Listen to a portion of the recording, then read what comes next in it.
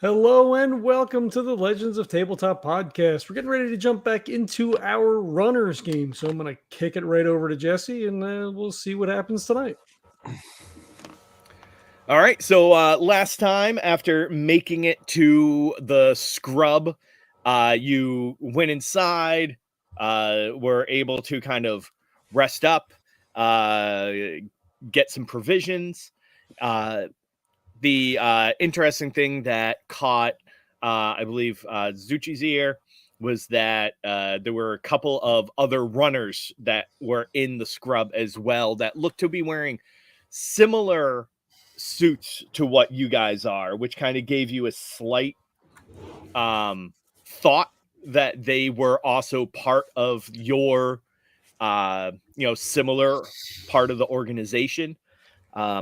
But you couldn't be too sure. You never really approached them. By the time you wanted to follow up, they had already left.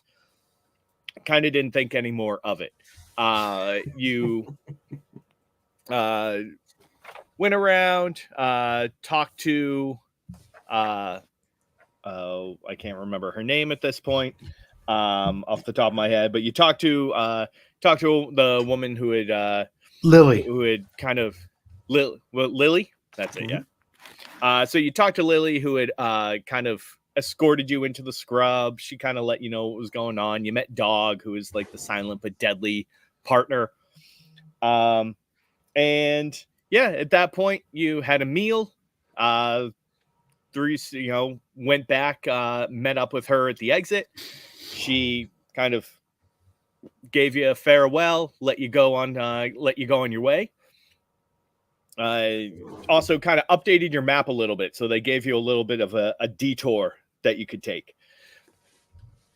You're about an hour or so out of the scrub when all of a sudden the actuators in Zucchi's suit stop working. You notice a drone flying high up in the sky. I believe Hux took a pot shot at it. Yeah, and ended up hitting it and blowing it up, at which point Zucchi's actuators started working again, but then you saw those runners from the scrub quickly running towards you. Huxley dove behind a half wall in order to take cover, while Smokey and Zuchy prepared themselves for the attack. I believe Smokey activated his flamethrower and just kind of getting that ready while Zuchy kind of got into like a martial arts stance to prepare for defending himself. So at this point, you're in the middle of a rundown street, kind of old. It's kind of almost like an old strip mall situation. But all the buildings have kind of dilapidated and everything. But there's bunches of little like nooks and crannies and little decorative walls and all that kind of stuff that are all over the place. Meanwhile, bearing down on you are these two guys that are definitely looking for a fight. So at this point, what would everyone like to do? Why are they shooting at us? Why are they shooting at us?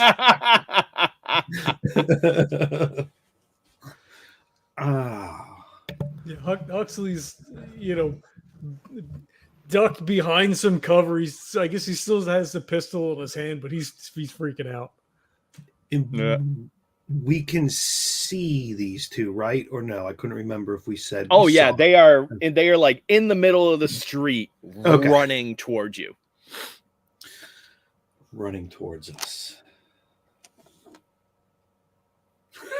Oh shit. Okay, so Okay, this may be dumb. Smokey's going to look back to where Huxley was shouting to make sure he has cover, and I guess it's just to throw these two off. Maybe he'll run towards them. He's got his flamethrower out, and he runs towards them to see if they halt or stop or anything. But he's pointing the flamethrower out, and he kind of runs towards them. Nice. As soon as Smokey does that, Zuchy follows suit because he will not be outdone. Because my lifesaver is to run into things head on. So if he's doing it first, then I'm mad that he's done it before. Taking that literally. That's right.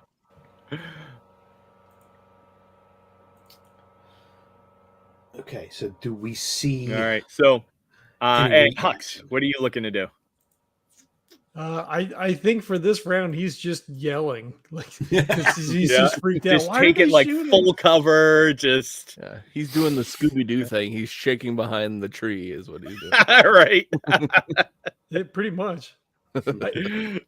He might. Well, I mean, he might like randomly like stick his arm out and just shoot like wildly, Oh no! but not this round. Nice. All right. So from what it sounds like, Smokey, you're kind of almost trying to like intimidate them into like throwing them off their game at the very least, right? Yeah. Like If they're like running, figuring towards like us. they expected to get the jump on you, but you're gonna instead charge at them. Exactly. All right. Sounds good. And so Zuchy, what I'm gonna do is, especially since you followed suit, I'm gonna have you give a helping roll to this. So you're both gonna roll. Sounds like, you know, this is intimidation through tactics and not necessarily through like brute strength or finesse or anything like that. So why don't the two of you, well, actually, Zuchy, first give me a psyche check. You're gonna give me so Zuchy and Smokey, you're gonna both give psyche rolls. Okay. Hux, you're gonna be taking full cover while these guys rush towards you. So, are we using intimidation then? Because I have a +1. If you have intimidation, yeah, you can add that on. Goddamn right, I will.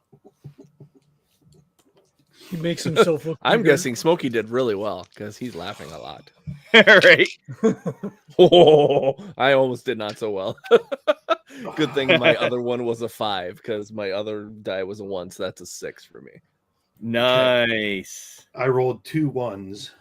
Oh, Oh no.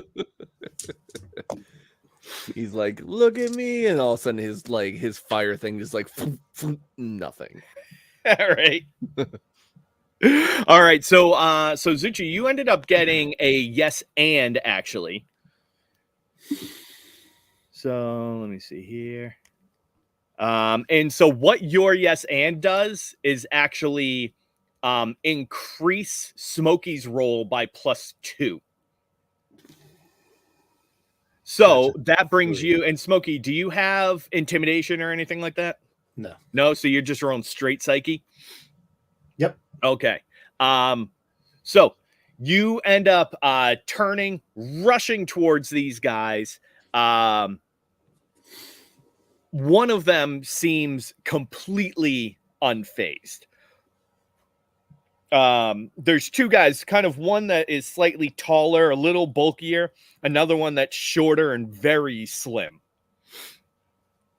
The slim guy, you see him almost take like a stutter step in his motion.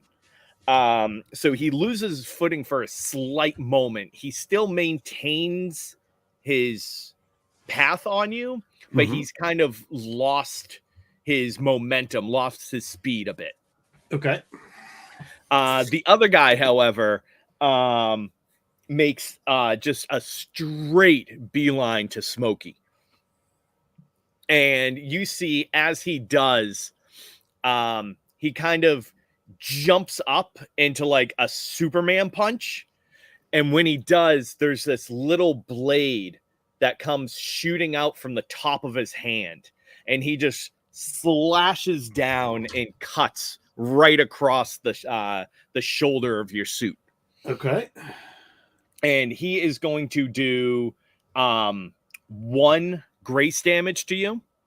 Okay. And additionally, when he does that, you kind of get spun around and knocked down onto the ground. Yes, Okay. Hux. Does Smokey, do you have armor on your suit? Yes, I do. Then it would, chink off the side of it then. So specifically on the suit itself, one of the attachments is a +1 armor shield. Oh, so you have a shield. Yeah. Nice. All right. So yeah, basically when he jumps up to go, you get the shield up just in time, and it kind of scratches across, leaving this nice deep gouge across it. Okay. So Across the we'll shield. say okay. he did get the yes and. So the damage is going to be taken, but that's still going to knock you down onto the ground from the force of him just slamming right into you. Okay.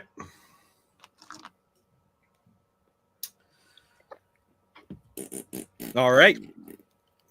Next round, what does everyone want to do? I think Huxley peeks out and he's like, "What are you guys doing?" And he like shakily kind of like trying to do what they taught him to do. So he's like plants both of his feet and he's holding the gun out. Nice. And you see, as you pop up over the wall, you actually see Smokey now laying on the ground with this bigger dude and a blade sticking out the side of the top of his hand, just standing over him, while Zuchy is like steps behind Smokey, and there's the second guy is probably about 15 or so feet away from the both of them. I think so. Would it be like a switch to external speakers, right? Because like we communicate comms, right? So usually it would all be like internal communication. Yeah, we'll say that's inconsequential. Basically, you probably have like a little switch on your panel that you can throw it on. Okay, so I don't know if he would do it, or I guess he probably does it. So I guess he like flicks it and says, "Get away from him!" It just like takes a wild shot. Because like he figures like, well, I probably won't hit him because he's on the ground. I might not hit the other guy, but like maybe it'll drive him away, All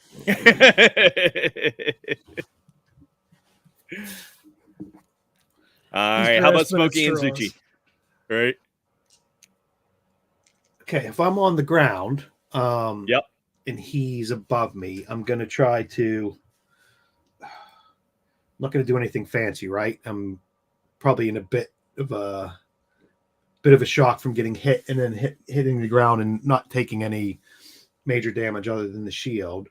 And I'll see if I can just try to knock him off his feet. If I'm down and his legs are there, just kind of... Nice. Almost like like kicking his leg, trying to knock him out. Like sweep, like if it's kicking it or, hooking my leg around his and trying to pull, just to try to get him off balance.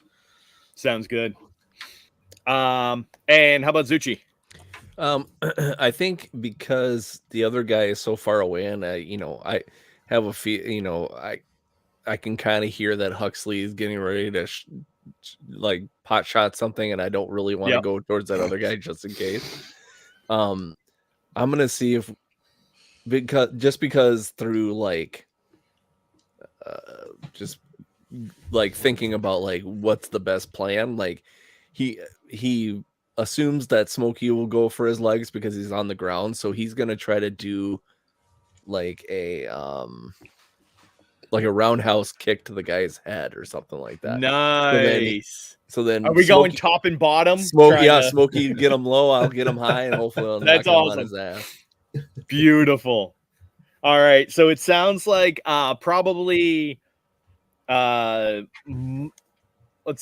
let's go might for Smokey. Zuchy, you can go might or grace depending on how you want to fight it.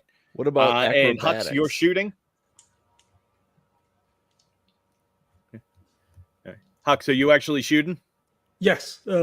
Kurt asked if he could use his acrobatics.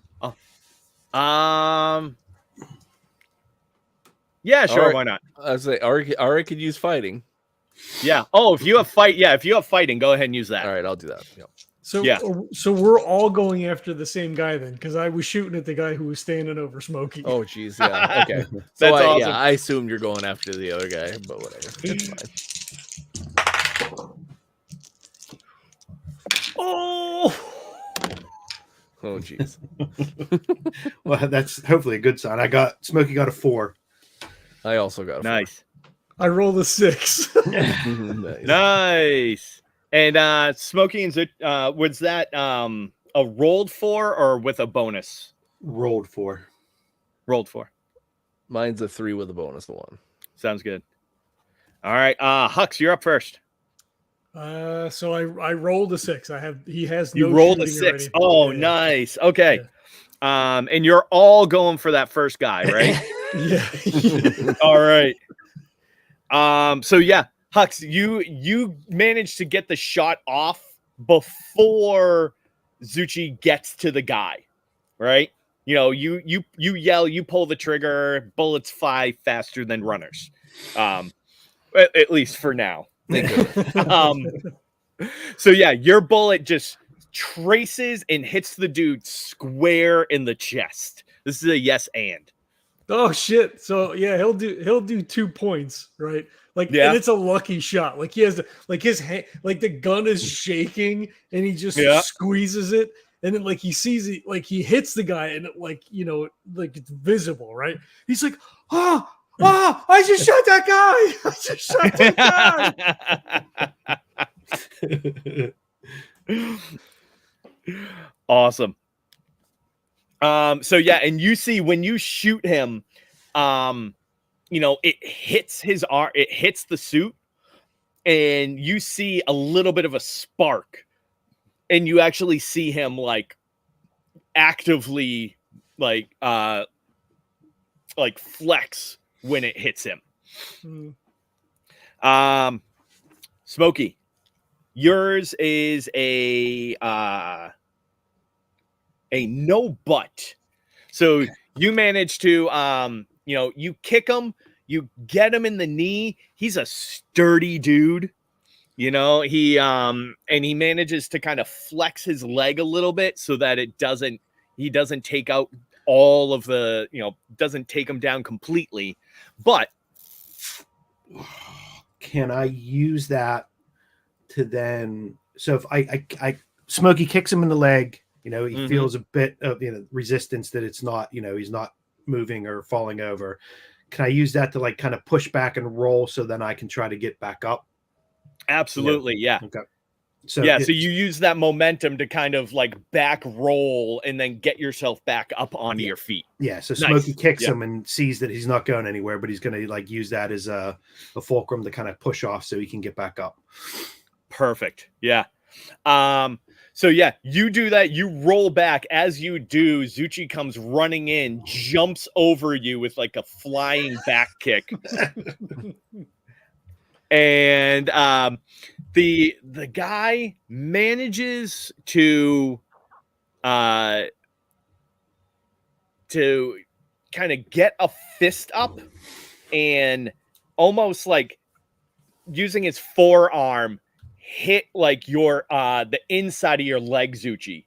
So he just barely deflects your kick away, so it doesn't hit him squarely enough to actually do any damage. But I'll say that it doesn't like hit him straight on, but maybe it flecks a piece of that armor that got damaged by Huxley's bullet. Nice. I like it. So we'll say that he has a little bit of a hindrance to him. So you moved it in the way he had to move, and the way you kind of got him, that armor kind of ends up digging a little bit into his chest. And you can now hear him kind of groan in pain as he has to move that way.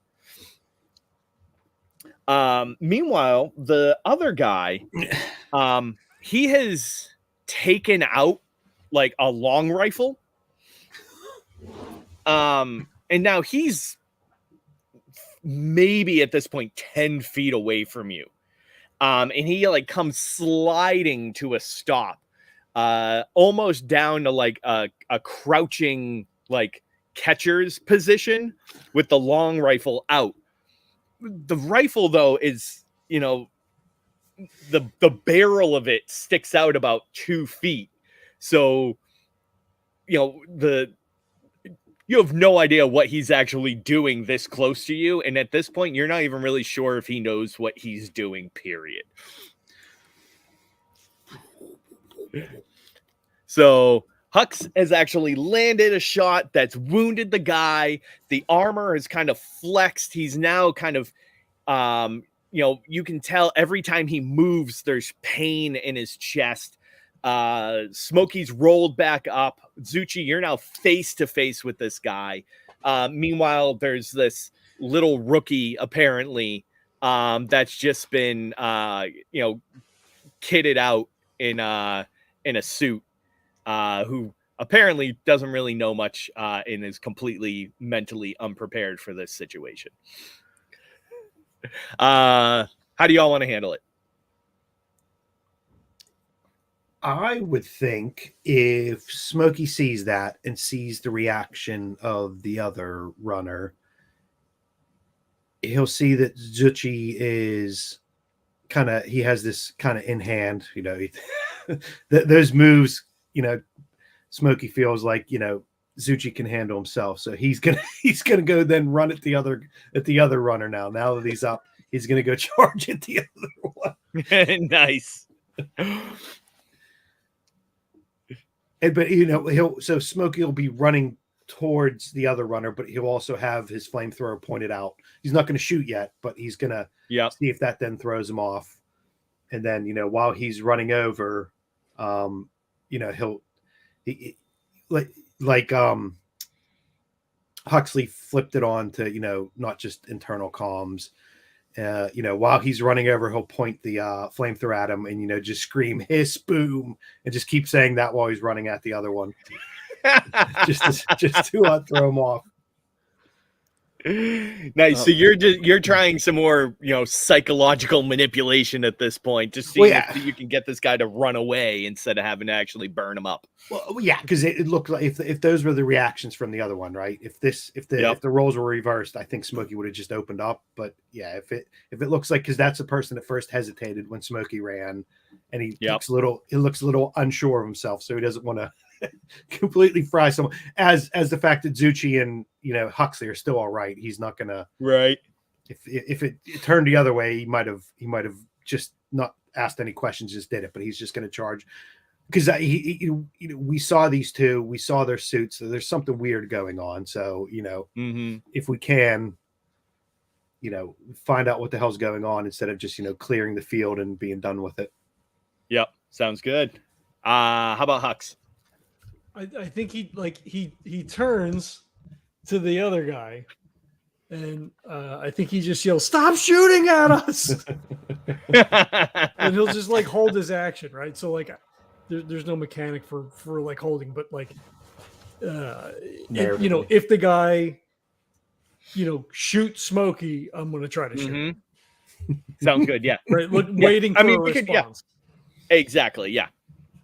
So you'll still roll. You just won't go in the initiative count. And if nothing happens, then I'll have to roll again. Exactly. Yeah. Yeah. But what I will do is if you don't end up shooting, we'll kind of count it as like aiming. So I'll give you a bonus to the next round. Okay. Sure. And how about Zuchy?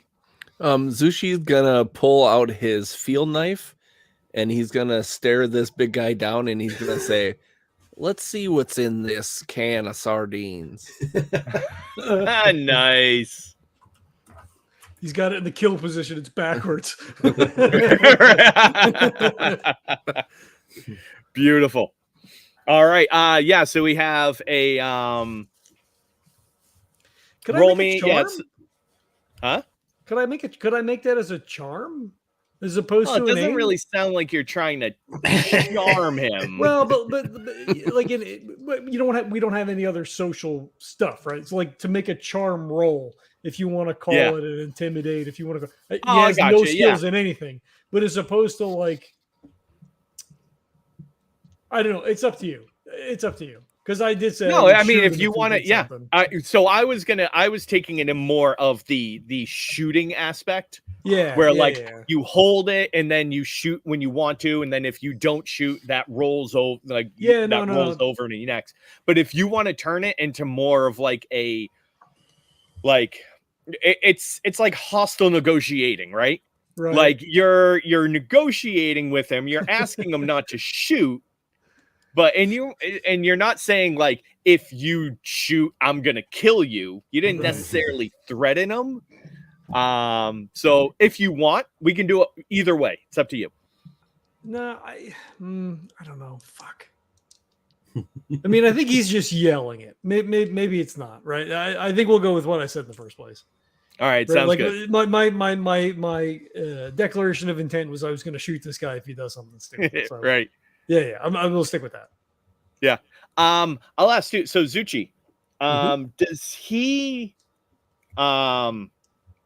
is the fighting style that he uses more, like fast movements, flexibility, things like that? So would it be grace, or is it more like, boxing and just straight up punching and might? I think it'd probably be the first one. Yeah. Sounds good. Just so I don't have to like keep asking every time whether or not you're going to use grace or might. So yeah. So like, it kind of feels like it's a one of one and one of another, but I would probably say it's more of the first one, because again, I'm kind of basing this guy off of a kind of like a Bruce Lee character, so he's a little bit more. It's a little bit more beautiful in its tactic than it is that exactly. Yeah. Brute might. And I mean, Bruce Lee was known for like the 1-inch punch and all that kind of stuff. It was more so like the quickness of his movements and everything that were that makes sense. Sounds good. So we'll just kind of default to grace for his attacks in all of his fighting, unless you feel like there's a moment where he's trying to use more like physical strength. Yeah, it makes sense. Cool. All right. So in that case, we're gonna do grace from Hux, Psyche from Smokey, and grace from Zuchy.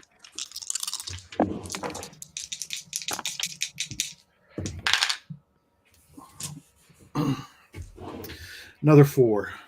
Straight 4. Nice. I got another 6. And I'm holding in my pocket. Yeah, 6 + 1 for me. That's a 7. Holy crap. Ooh, jeez.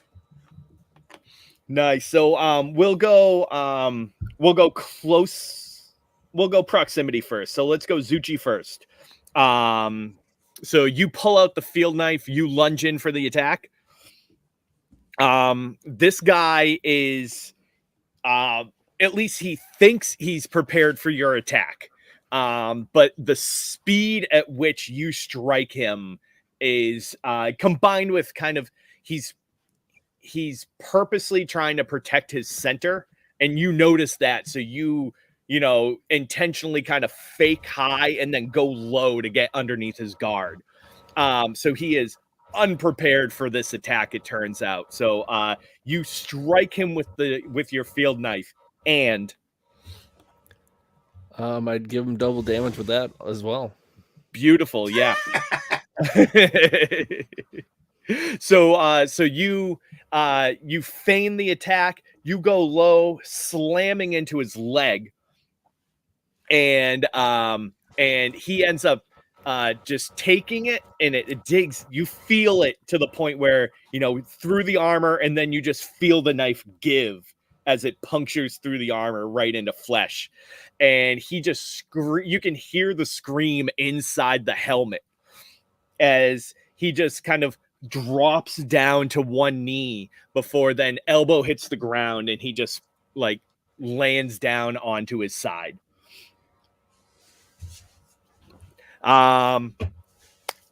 Then let's see. So Hux, are you so you're holding yours for now until one of these guys attacks, right? In Sounds trembling hands, like he sees the Smokies running, he's just like, "Stop shooting us! Stop shooting us!" Right.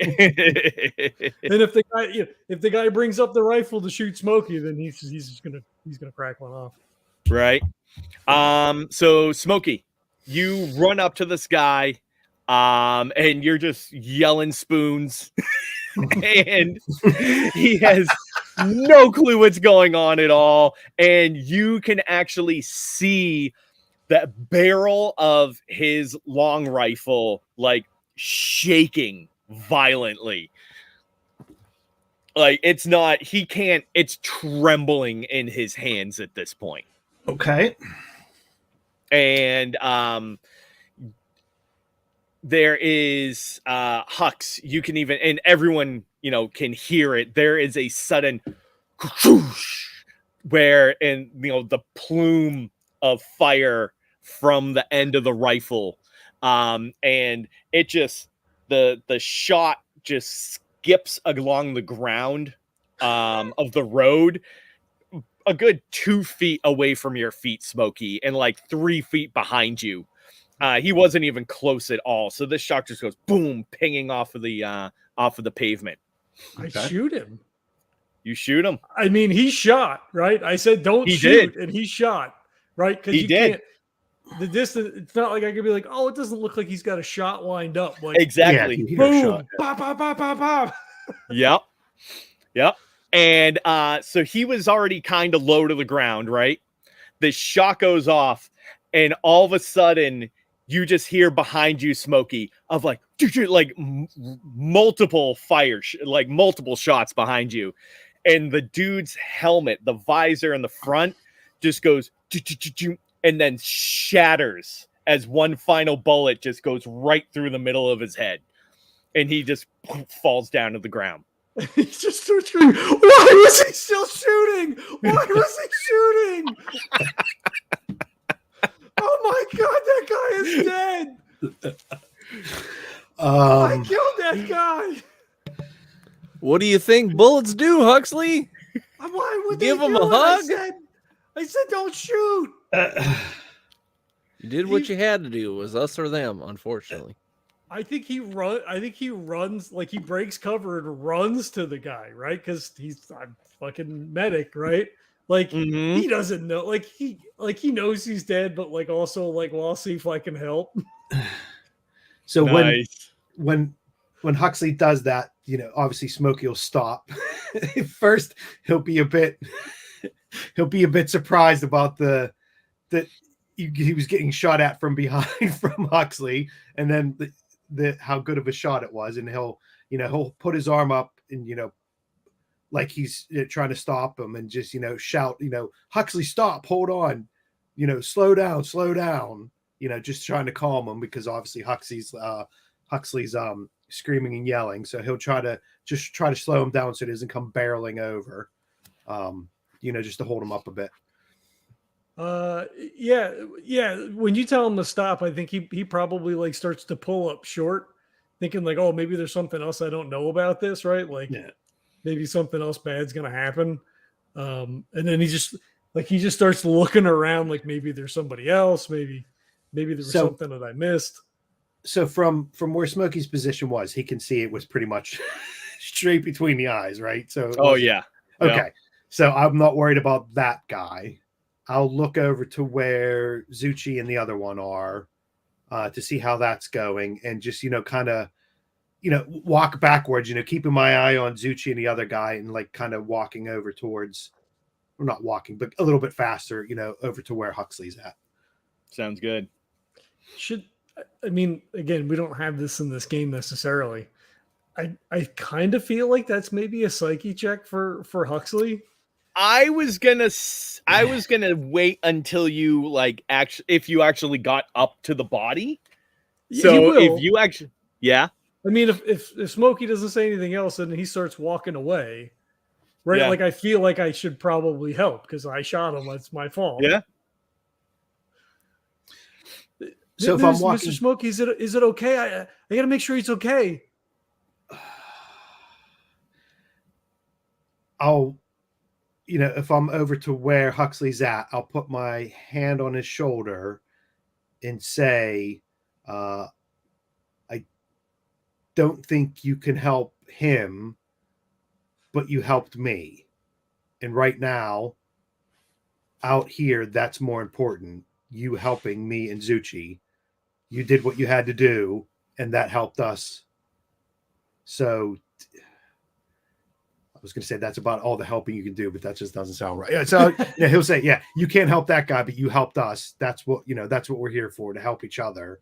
And with my hand on his shoulder, I'll try to steer him, to over where Zuchy's at, to see if he starts walking over that way. I'm not going to like drag him away. If Huxley still wants to go over, I'm not going to like iron grip his shoulder or anything, but I will say, you did what you did to help us. Let's go help Zuchy now.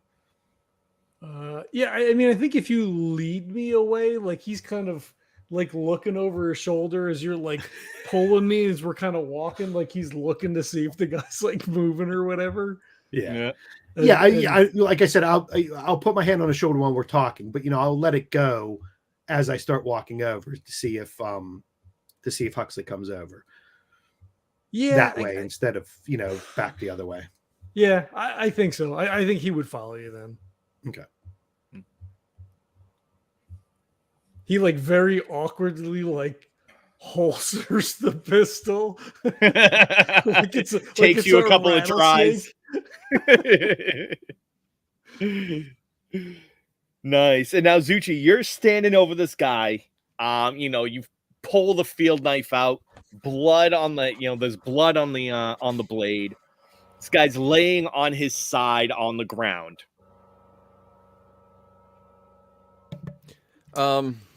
I think Zuchy would actually take the guy's helmet off and just see how he's doing. All right. Yeah, so you kind of, reach over. There's a couple of, how it's almost the same exact suit that you're wearing, just with some modifications. And so you unclasp the helmet. You pull it off, you hear the air seal break. And he is unconscious but alive. If that's the case and we're walking over, so I will, I'm assuming Huxley kind of like right near me. So I'll say in a bit, I was going to say quieter voice, but that doesn't. So, he'll say a bit calmer, say, I think that guy might need some help. Why don't you go check on him, and kind of after Zuchy takes the guy's helmet off. I'll tell Huxley to go over and see. Smokey will tell Huxley to go over and see if he can help that one that's down on the ground next to Zuchy. So a mechanical question. We're in the suits. Yes. Do I need to take gloves off to be able to work on him? How does this work in the field if we need to do? I will say, they have enough your suits have enough manipulation that you can shoot a gun and you can do that kind of stuff. It's not like a space suit. Exactly. It's not like your astronauts with giant gloves. These are still, especially like the hands are, basically skin tight and everything like that. So okay. It's not necessarily it's like, wearing a knight in armor, right? Like they'd have leather gloves, but then like armor over those to protect like the knuckles and the top of the hand and stuff. So it's similar for you guys. So you have enough dexterity, you're not going to be able to perform rocket surgery, but you can do like basic first aid and all that kind of stuff. So, okay. So like, with like heaving shoulders, like he's like just barely keeping it together. He sees this guy on the ground. And Smokey's like, maybe you can help him. He's like, yeah.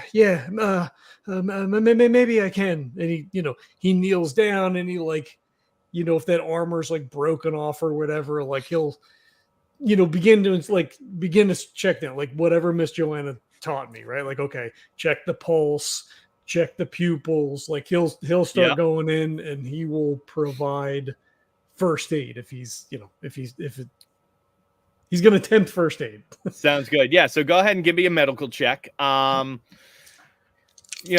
What's going on with him, like a gunshot wound and a stab wound aren't easy. We'll say this is probably like a DL4. Okay. Do I get a bonus? Well, so I guess not, right? The medical pro kit lets me do the thing. It's not a. Yeah, exactly. Yeah. If you have a more advanced med kit at that point, like, so once you have enough rep to start getting more advanced tech, then you could get like a med kit +1 and all that kind of stuff. But Gotcha. Better tools, better whatever. Exactly. Yeah. Okay. I rolled a 4 and my med tech is 1, so 5 total. That's 5. Yeah. So you can, the suit. So the suit mostly takes care of the stab wound, right? It's, kind of a tight material, and it's meant to airlock. So, that kind of, cinches down and provides enough pressure on the stab wound. And you are able to kind of, almost shove some like cotton and so like it's like expanding material so that you can shove it through the hole in the suit and into the bullet wound. And it didn't, it kind of was slowed down by the suit, and then so it didn't do a ton of damage to him. It's not like it penetrated into his chest and you won't have to worry about lung damage or anything like that, luckily. I will say, though, at this point, his major medical situation is the fact that he right now is in the burnt without a helmet on. Yeah. So I think like after checking down and packing the wound and all that kind of stuff, and he's like, we need to put his helmet back on. Lift his head. Yeah, Zuchy would help him out and help him put the helmet back on. So while the two of them are doing that, and it seems like that Huxley's distracted himself with trying to help, I'll start walking towards the other one. Before I do, I'll tap Zuchy on the shoulder, just give him a tap a couple times on the shoulder and just say nice moves, and then kind of walk off to kind of check on the other one that's down. And the reason I want to do that, I just want to go over and see if I can see anything on the suit or around. I know we said that the suits kind of are like ours, but I think we originally said they looked like they were like an older model, right? Or were ours the older model? Yours are an old model of suit. Okay. And I mean, they all are kind of, we'll say like, Mark II suits, while, if you were to be able to like put a suit together now, like go buy some parts, you'd probably re-rocking like a level 4 or 5. So your suits that you currently have are probably about like 40 to 50 years old. And these ones seem about the same level. Okay. I'm just going to go over and just see if I can see any markings on them or, call sign or, something like that, just to investigate the other suit. Yeah. Nice so rifle. it has, as we said before, from a distance, kind of like a couple of blue lines on the arm that have been painted on there. And then you see, and that's we'll say that's on the left arm. And then on the left shoulder, almost like where the pauldron would be. So up there, you see a blue square with a white triangle inside of it. And then inside the triangle is a little blue dot.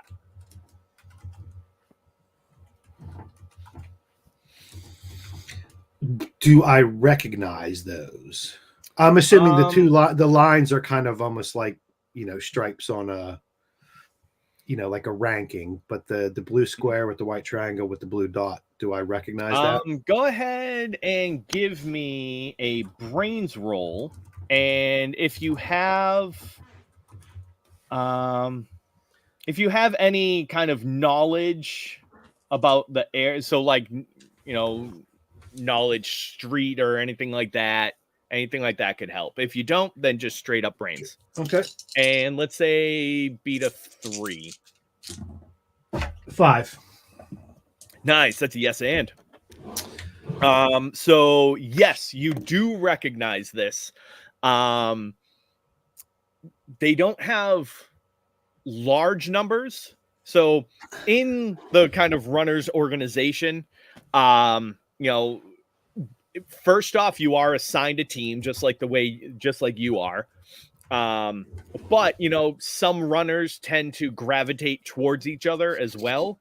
So occasionally other teams will form up to make kind of like cliques, right? And so you've seen a handful of runners back at base that have this symbol on their suits. And Our base? yes. Okay. And I'm trying to think of a social thing. So, we do know there are some other people that have that marking. Mm-hmm. Could it be that I'm not friends with someone, but friendly, maybe from work we did in the past before we became runners or something like that? An acquaintance that I know has that marking. Absolutely. Okay. Yeah, I mean, it could be, it could be somebody that you used to work with. It could be someone from the bar, from Marla's bar that you frequent, Okay. Yeah, absolutely. So you, like you said, you're not friends with a guy, but you're, first name basis with him, or at least last name, like depending on how you roll. Yeah, how you go. And like one of the guys from We've this bought group. each other drinks before. Exactly. Yeah. Okay. Good. Okay. And then, I'll take that information, and then, I'll look down. I'll leave the gun there for a minute. I won't scoop anything up. I was just looking for information on the thing first, Yep. No one's going anywhere yet. So then I'll kind of walk back towards Zuchy and Huxley. Nice. Is that guy dead? As I said before, there's always a give and take. You looks like you helped this guy out, and you definitely helped me out and Zuchy out. So if we're weighing up on the scales, you've come out ahead. Why would they do that? Why? I don't understand. I know what they told us when, before we came out, when we were training, said, bad people, but they're other runners. What if they're from the town that we're supposed to go to? What if we killed 2 other guys? I saw some markings on the suit that there are some other runners that have that. So we will get some more information. I don't think we've damaged anything for our run, but when we get back, we definitely have some more snooping around and questions to ask, especially if other runners are taking shots at us. What do we do with this guy? We can't just leave him, can we? What if something eats him out here? Zuchy puts a hand on Huxley and he says, "These two he's not conscious. These 2 made a choice, Hux. They didn't need to attack us, but they did. You did the best that you could. You warned them. You fixed them up. We warned them. Again, if it wasn't them, it was gonna be us.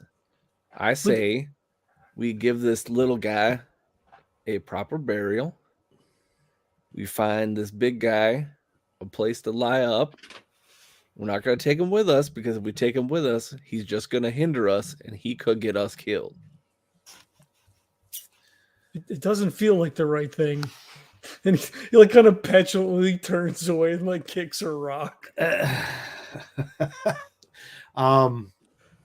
Smokey will say, Zuchy's right. We've got stuff we have to accomplish. We got to get stuff done. If these roles were reversed, these guys shorted out Zuchy's suit and were taking shots at us. So I don't think they'd be sparing a second thought for any of us. You fix this guy up. We'll get him. He'll be able to get up and keep moving once he comes around. That's what runners do. And if he doesn't, he wouldn't have spared a moment for us. So you did a good job. You helped us and you helped him. So we don't want to be staying out here too much longer, or, there'll be 3 other people out here laying on the ground. And I'll kind of start walking over towards the other, the one that's down. Not the one that's down. They're both down. The dead guy.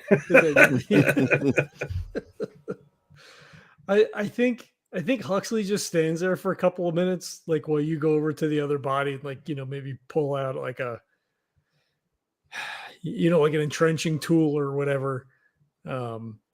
And then he'll eventually come over and help, right? Because like it's my fault, right? Like I killed the guy. I should help you probably bury him then. So he'll come over and help dig. Once Huxley gets over, Smokey will reach down and grab the gun. You said it was a rifle, right? He'll pick it up and he'll throw it to Huxley. You grab it so it's standing straight up. How you always see in the movies where they grab like near the stalk and throw it over to Huxley for him to catch it. And say, what would he say to Huxley? Get your first trophy, son. Yeah. I don't think Huxley would take that the right way, right? I'll just say, Smokey will say, it's tough out here. It's hard. And as I said, it could be 3 of us lying there and these 2 standing over us. You did what you had to do. Now we'll give this one a proper send off, but then we got to get going. And then, Smokey will try to start digging a bit more. We're not going down 6 feet. We'll just get a bit of cover to cover him up. And then, he'll break out like an entrenching tool or something and just start digging real quick so we can put this person in it. Shallow grave and then lay some rocks over top of them or whatever. Yeah, exactly. Well, so I will say, as you're talking about this and preparing to bury this guy, so it will take you a little bit in order to do this, right? It's not a quick thing. Mm-hmm. And as you're beginning to talk, kind of almost like like if you're wearing a watch, you kind of haphazardly check it every once in a while. And I'm assuming, like, being runners, you're used to checking your readouts for radiation, for, if there's any spikes. You can have like a general idea of kind of how much radiation you're taking and everything like that, as well as like power readouts and everything. Smokey, you're almost running on empty at this point. So you're running, your power supply provides you with 40 units of energy, right? You drain 5 per hour, and you guys have been out here for about 7 or so hours.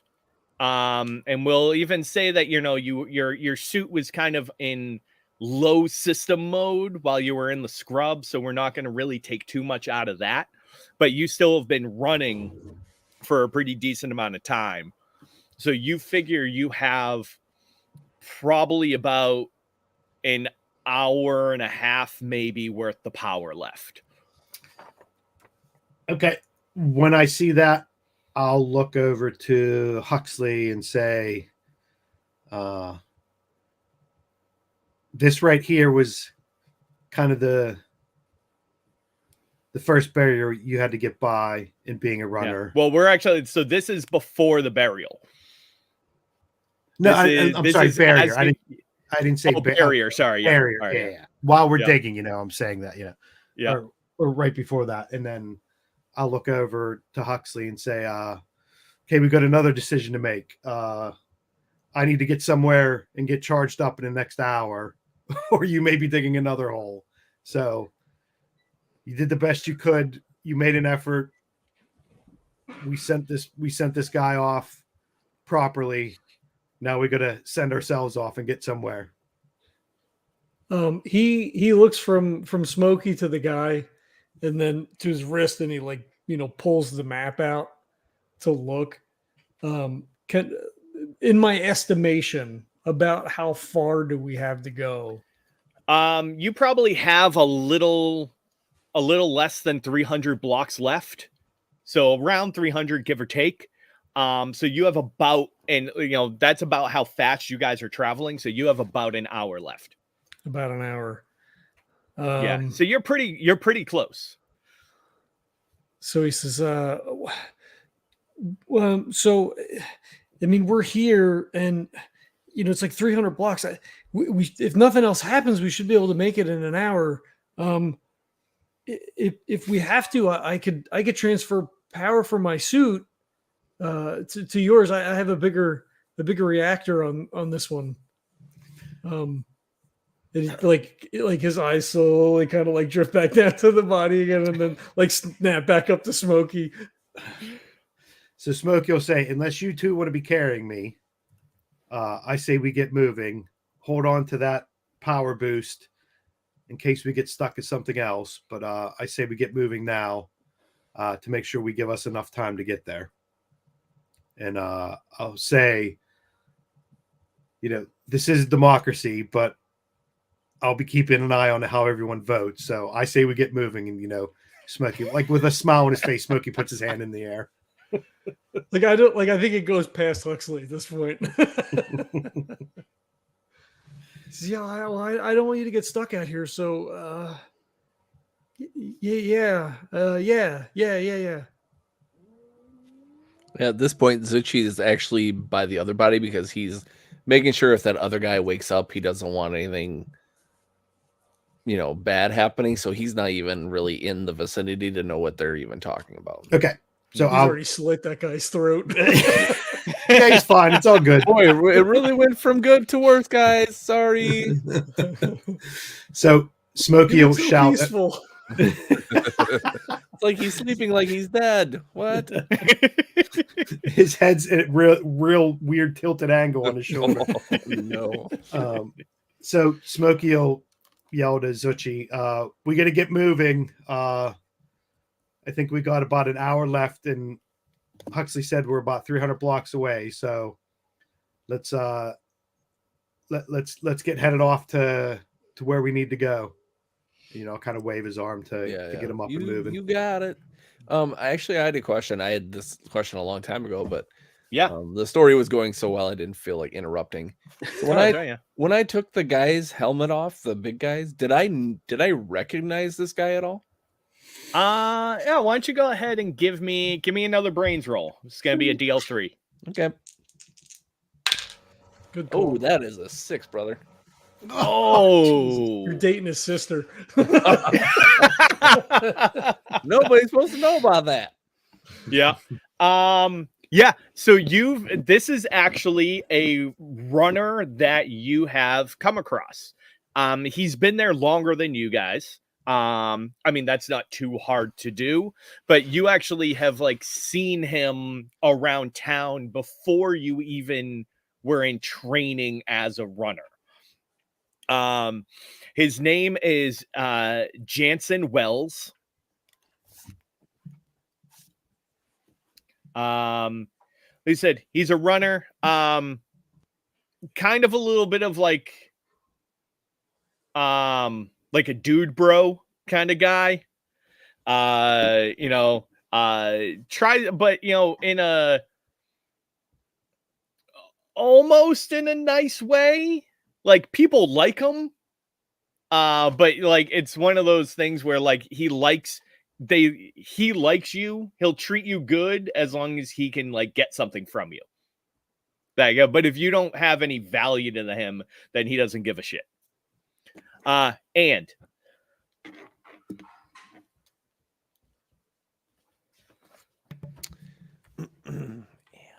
boy, what do I?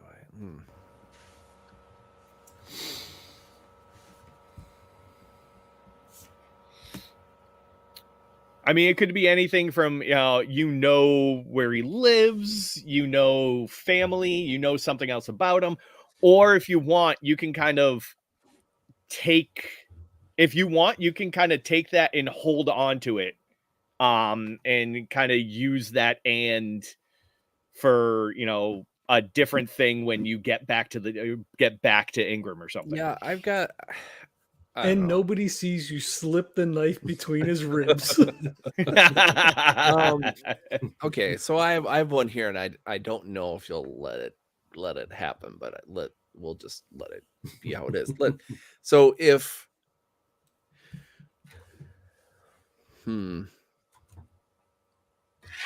the and is if this comes back to us, that they'll know that we were in the right. Okay. Almost like that. Almost like for later, fast talk or whatever. Our court martial, the evidence. Exactly. Right. Yeah. Yeah. Exactly. Yeah. Yeah. I like that. It'll show that, almost, and you never heard of anything like this happening before, right? Runners hunting down other runners. Well, they don't tell you that part. Right. Scare you off. So it'll come out that, if this ever comes to light, that like it's very clear that you had no idea what was going on. He was the aggressor. Yeah. I like that. Yeah. And and even though no one's around, Zuchy kind of looks at him and goes, "I never really liked you in the first place."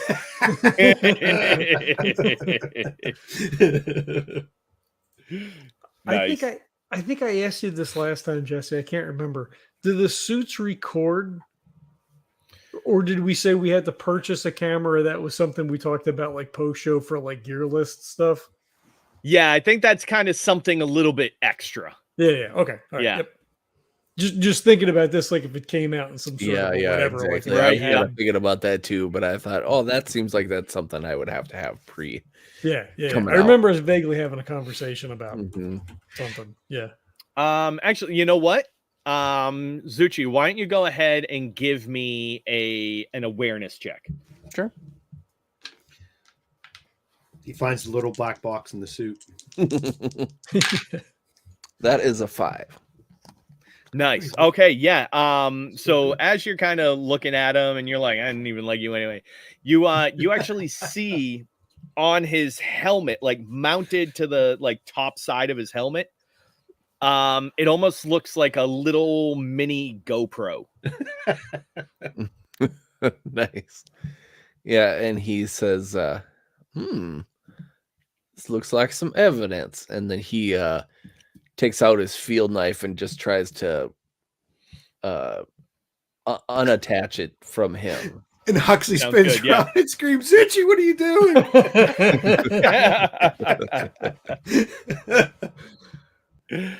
So yeah, absolutely. So you can pop it off. The wires for it so it actually is wired into his system.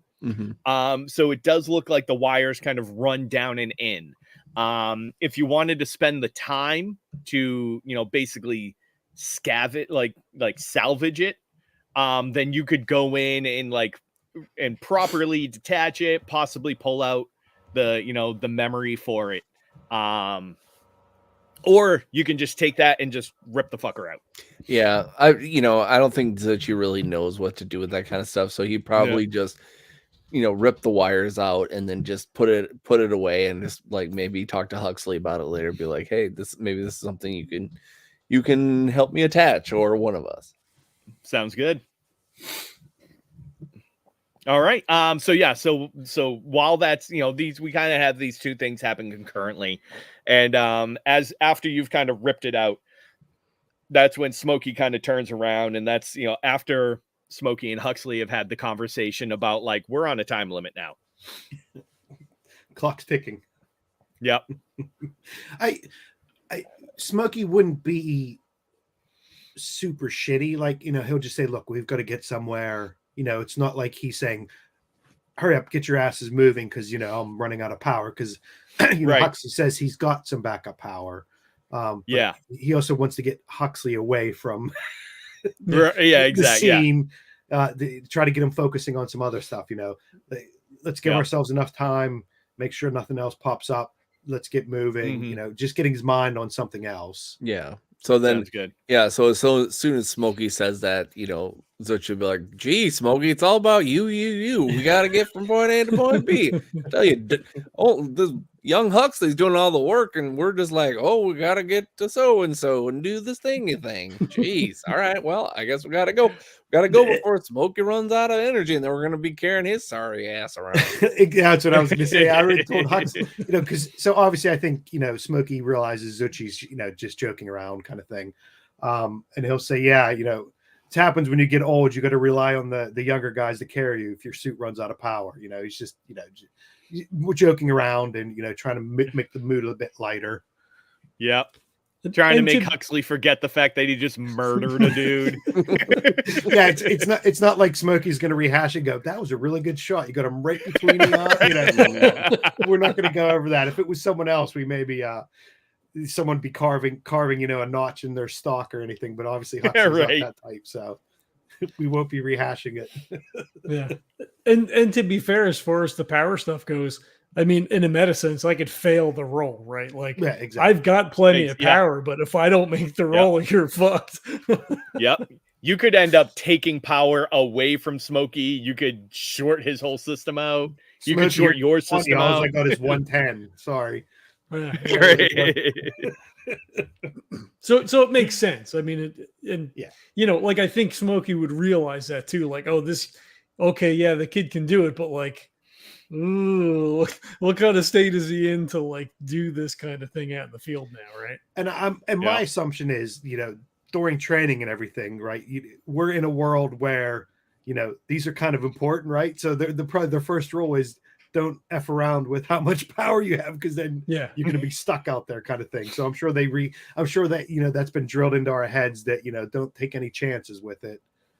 Give yourself enough time, because shit does happen. So exactly. All right, yeah. So you kind of forego the burial of this person and kind of say some well wishes to him and the other guy and get on your way. Mm-hmm. All right. Yeah. So like you said, your travel, you're going through here kind of within the next 15-20 minutes or so of you running, the buildings begin to get a little smaller until it almost feels like you're in a residential area at this point. And it's not even like suburbs, really. It like transfers pretty quickly into just like a rural area where you see like dilapidated like houses and like small little split levels and everything like that. A lot of them were blown over from the blast of whatever attack hit the mall. But there's still a handful that are or at least partially standing here and there. Until eventually, after another half hour or so, you can see kind of popping up through some of these houses a large cement wall.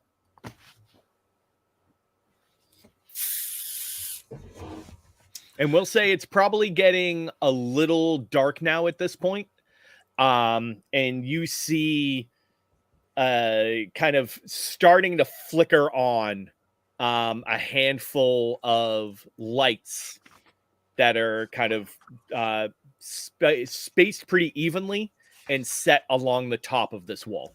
So large wall as in large height and width, or height or width? You can't necessarily tell width, but it's about a 10-foot tall wall.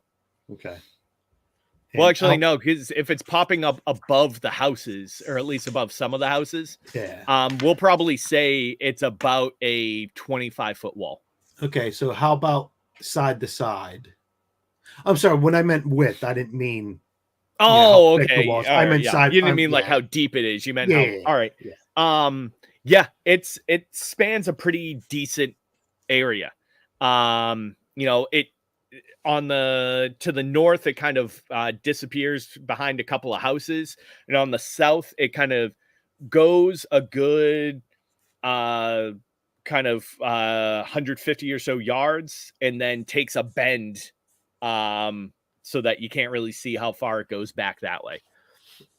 I think like as we sort of stop and we're looking around, Huxley pulls up the map again. Yeah, I was just to going to see where we are in relation to, I'm assuming the gate is marked on the map because this is like a regular run. Right. Yeah. So like, do we need to go left, right? Which way's quicker? Yep. Yeah, and in fact, you look at the readout, and your GPS is positioning you pretty much exactly on top of Sabatha, and in fact, you actually start getting basically like an intranet signal, like a router. So like you have like Wi-Fi nearby kind of situation going on. Yeah. So, while Huxley's looking at that, Smokey will say, are we close? Are we off track? Or am I going to have to make a gate for us or make a door for us the hard way? And, and Smokey will walk up and, pat the wall. Don't do that. Don't do that. It says that we're here. I mean, we're obviously we're here. Do I get a sense of where the door is? Like where the gate, like where the... Yeah, there seems to be a, as you get a little bit closer, there's a clearing of about 10 meters around the wall where they've very clearly like flattened the ground. Yeah, I was just going to say that's the kill zone, right? Yeah. And they're, you can see lights, say probably about 50 or so meters up the wall that kind of encircle a doorway. But as you get a little closer, you actually hear somebody over a loudspeaker yell down, and they say, "State your intention." I think Huxley looks to Smokey. Smokey was going to look to Huxley just to try to give him something else to do, right? This whole thing is just. So I'm trying to say. So Smokey will look over to Huxley and say, "Why don't you announce our arrival and let's start walking over towards the door." So I'll just start kind of walking over a bit because I'm assuming if whatever we say, they'll be able to hear, right? So he's just kind of like nods, like, well, I guess so, and he just he with the speaker out, he says, "We're the runners from Ingram. You should be expecting us. We brought coal." And then I'll shout, "We have a reservation."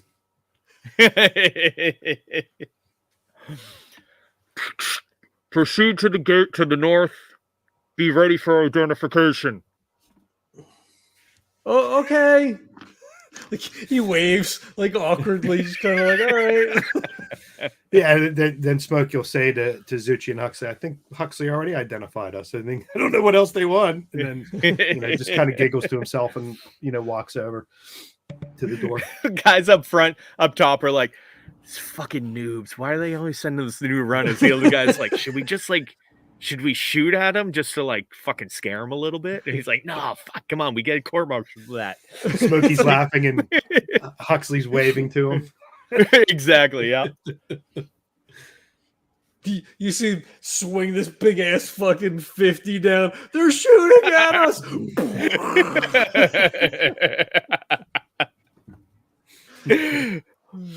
All right, yeah. So if you want to proceed to the gate, then at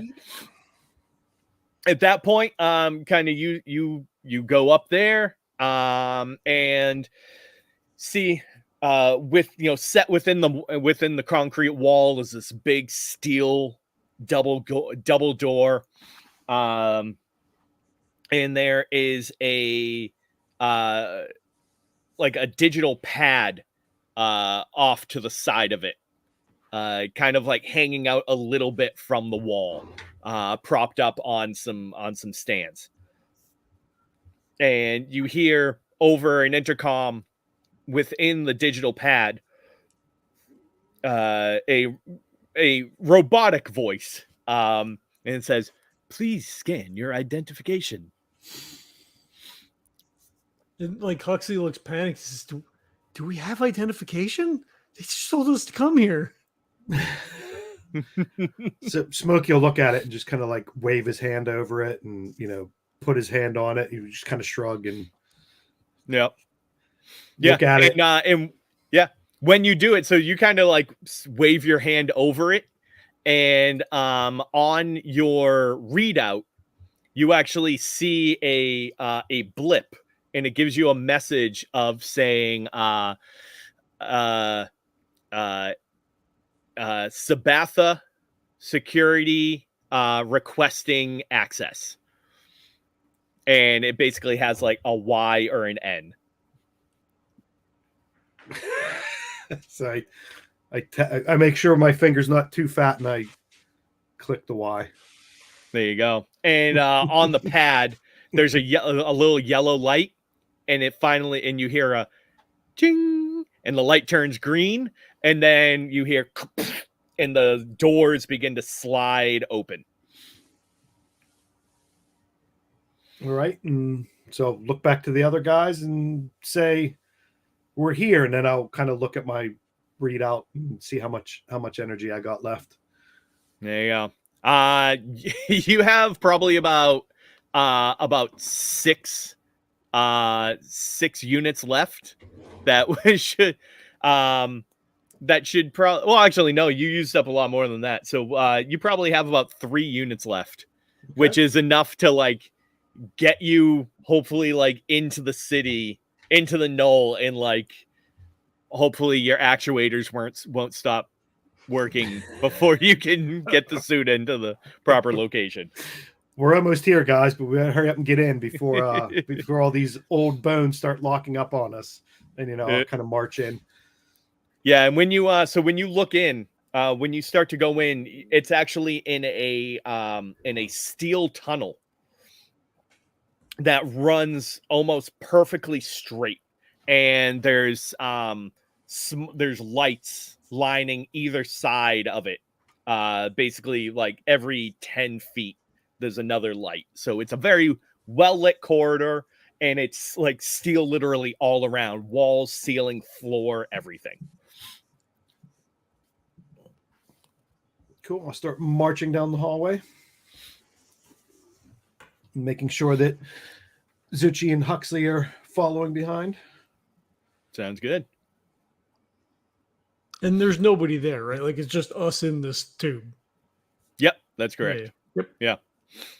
Yeah, so as you go in, once all 3 of you clear the gate, you can hear it beginning to close behind you. And as soon as it does, so once that gate actually closes shut, the lights get a little bit brighter in here to kind of illuminate a little bit better for you.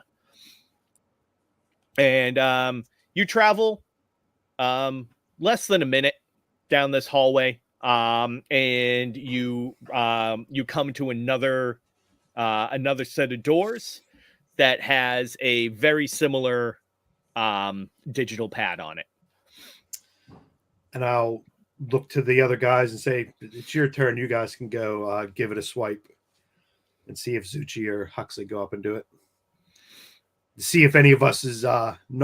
See if one of us isn't allowed to get through. Nah, just yeah. I'll just say why don't one of you guys give it a swipe? I mean, if Zuchy doesn't step up, then Huxley will do it.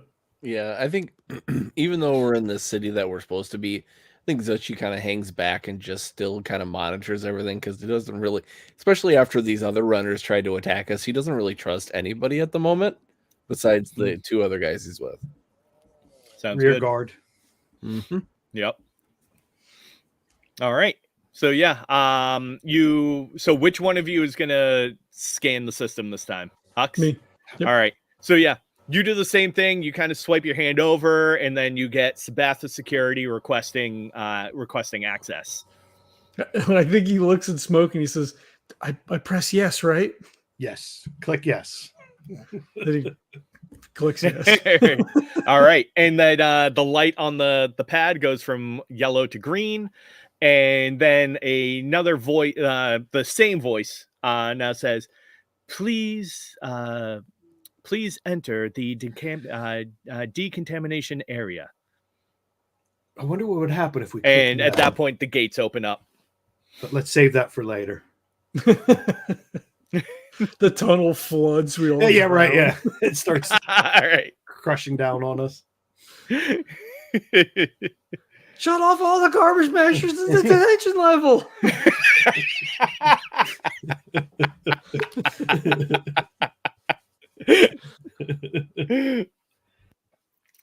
Yep. So it tells you to proceed to the decontamination area, and the doors open. Yeah, I assume we do so. Can we? Right. So are we in an air? I'm trying to think. If we're in a decontamination area, we want to take off our helmets or anything yet, right? Probably not. Not until after everything gets sprayed, right? Yeah. Okay. Yeah. All right. So yeah, you go in once all three, and you enter into a smallish room. It basically has like enough room for probably about 5 runners. So there's a little bit extra area for you guys, but doors close behind you, and then the voice comes on over a speaker in the ceiling that says, prepare for decontamination. And at that point, all the lights, the whole room goes black. They release the bees. And you begin to hear this sucking sound. And all of a sudden, the whole room is flooded with this bluish purple light. And you just hear kind of like a gentle humming sound. And eventually, the sucking sound stops. And it takes probably about 30 seconds. The light is on for about a minute. And then after the light turns off, the room is black for a split moment before the incandescent lights come back on. And then all of a sudden you hear this rushing sound of air being forcefully pumped back into the room. So I'm assuming this is something that, out of game, this would be pretty, this would probably scare the shit out of me, right? Yeah. But I'm assuming, this is. You've never actually, you've been told about decontamination before, like they run it down of like, okay, once you get to a city, this is what you're supposed to, but you've never actually been through this process before. No. Yeah. I think to Zuchy's point, it's been weird for the past little bit, right? Some stuff jumped out. Not that Smokey is, disturbed or saying it out loud, but he will be thinking, well, this is pretty weird, the first time we're going through. But I think it is that head on a swivel then too, right? That we just had a couple of runners try to attack us. Not that I'm going to be like in a guard position or anything, but I will be looking around at the other two to make sure they're not freaking out or anything. Mm-hmm. So after the lights turn back on and the air rushes back in, a set of doors on the opposite side of the room open up, And the voice comes over the speaker again and says, "Please proceed to the unloading area." We still have our coal, right? We didn't leave that behind. And now kind of elbow Huxley, while we're walking through. It'll be good to drop this off and get a chance to rest, and clean up maybe. And he just kind of gets quiet. Yeah. So what time of day is it? We said it was getting a bit dark, right? Yeah, at this point it's probably say probably around 6 or so at night. Okay. So Smokey will say, yeah, let's get in, let's drop off what we need to drop off, and then we can talk about what we're doing next, what our plans are. I think you're right. Maybe a bit of downtime will be good. So let's get in and figure out what's on offer here and what we got coming up next. Maybe they'll have something for us to take back. We just got here and you already care about what we're taking back. Damn, boy. Don't you ever like take a second to just enjoy things? I mean, come on now. I know. No, I mean, I'm just saying, no, it's fine. So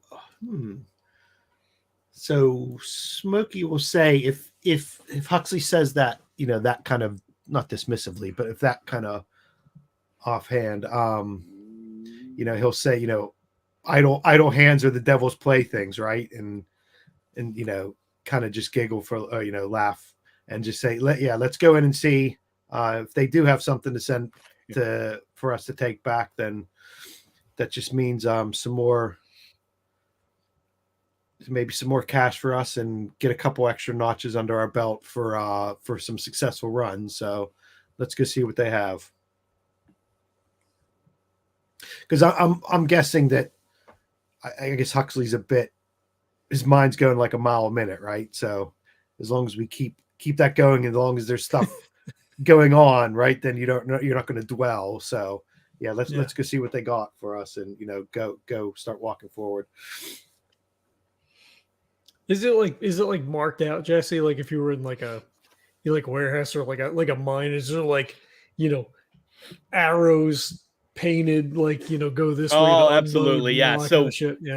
Yeah. So when you actually go in, as soon as you go through the doors, there's this large area with kind of like it's a big square with diagonal painted lines on it. It's probably about like a 20 by 20 square. And you go in and it's not a large warehouse, but decent enough size. Guys in forklifts, people in forklifts driving around, everybody wearing these light gray jumpers with yellow and orange hash marks all over them, orange helmets, work hat, the work hat kind of thing. And standing there waiting for you is a guy with safety glasses on and a tablet. I was gonna say clipboard. Yeah.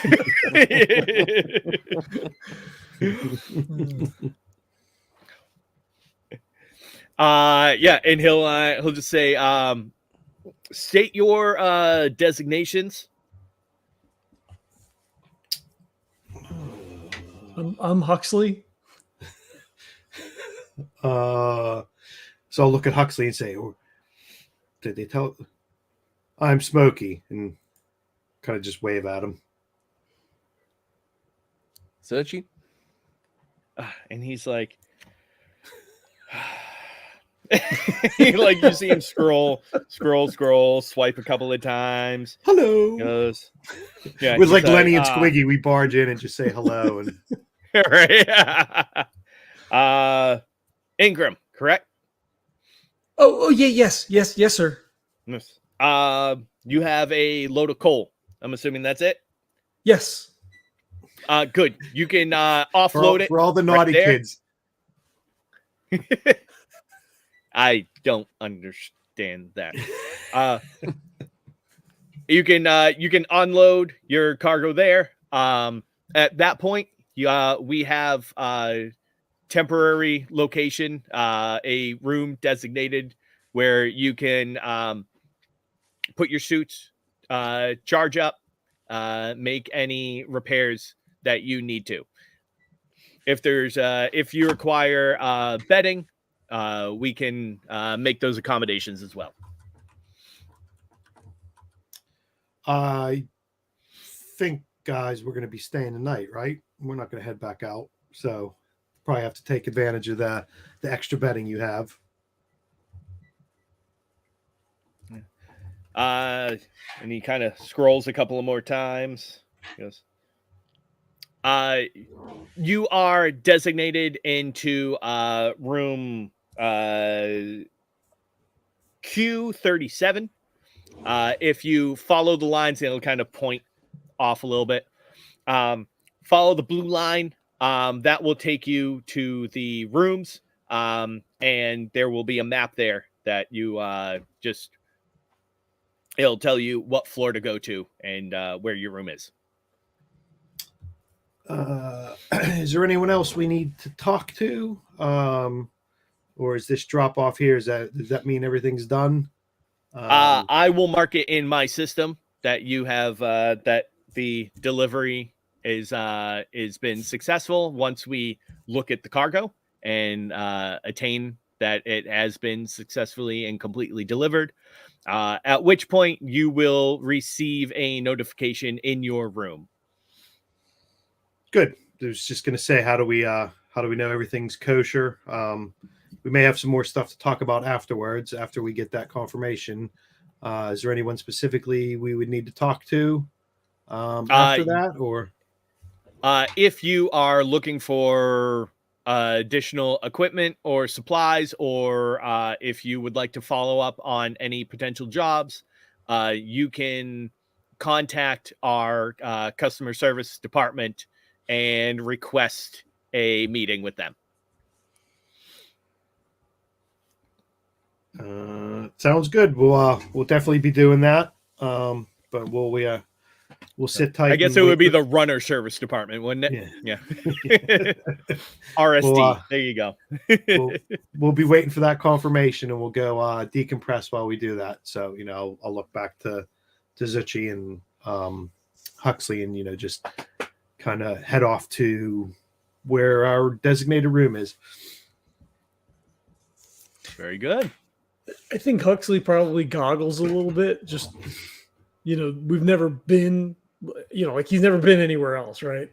So just Right. like kind of taking it all in, and like, yeah, we also have like a loading area and shit, like where we picked up our Exactly. And this is actually this is smaller than Ingram's, like much less sophisticated. But it's still somewhere different, right? Yeah. They have an RSD department, right? Like, do we have that? Right. Right? Was that what we're doing? Like,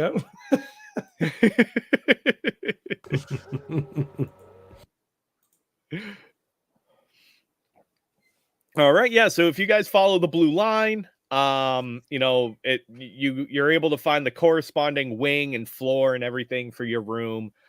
And now when you are still in your suits, right? So it's worth pointing out that this area is, it's not like you're walking through like a normal hotel, right? These are like 10-foot tall ceilings. The hallways are 4 feet wide. You're dealing with like large doors and everything. So everything looks like just a little bit scaled up. okay. Your suits aren't like, you're not like mechs, but it still makes you just a little bit bigger than a normal person, right?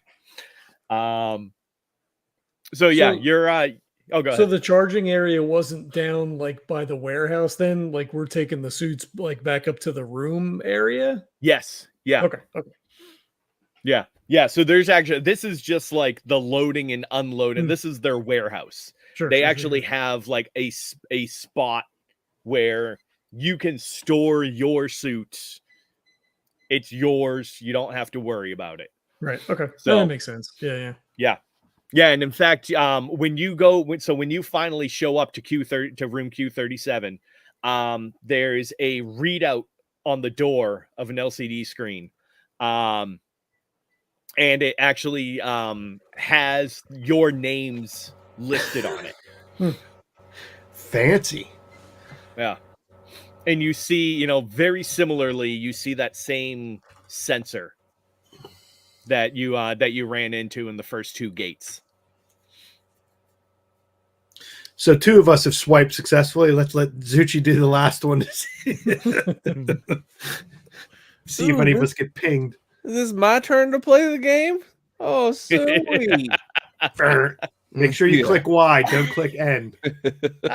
Oops, I accidentally clicked. No.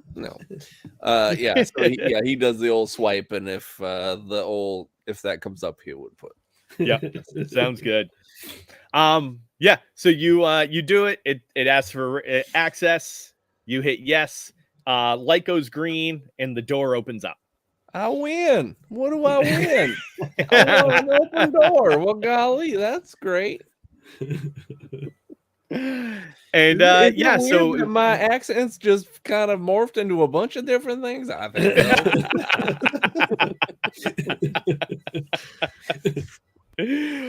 Well, golly gee. New York City. All right.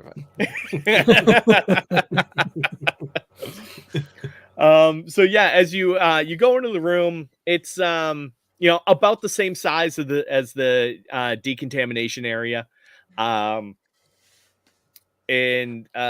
you're walking basically down and even in the hallway, it's all like cement walls, reinforced steel on it.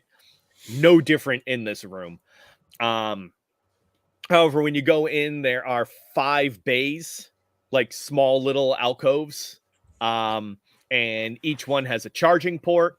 It has clamps in order to kind of support your suit. And each one also does come with a small footlocker as well. And other than that, the room is completely bare. I thought he said that there was bedding.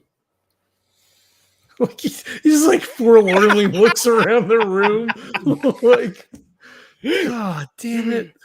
I think he said that there was bedding if we requested it. So,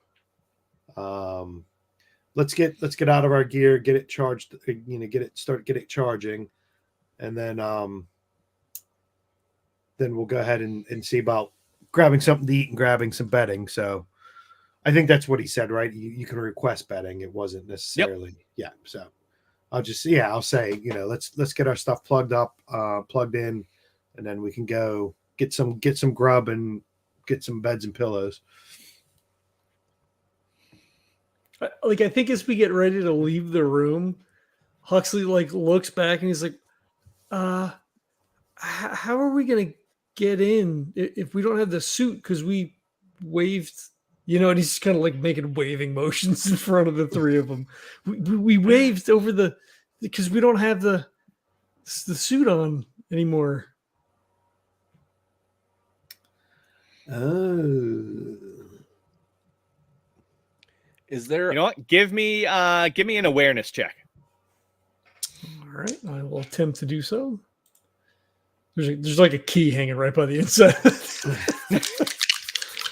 There's a big glowing thing in our palm. That I don't know why I'm making you roll for this. I got a 4. There you go. You've rolled enough in the whole session. Yeah. So we'll say. So yeah, there's actually sitting on top of each of the foot lockers is like a key fob on a lanyard, basically. Oh, here it is. He sits down and it's just next to him on the footlocker. He's like, He's trying to sit on the footlocker and you're like, oh, what the fuck did I just sit on?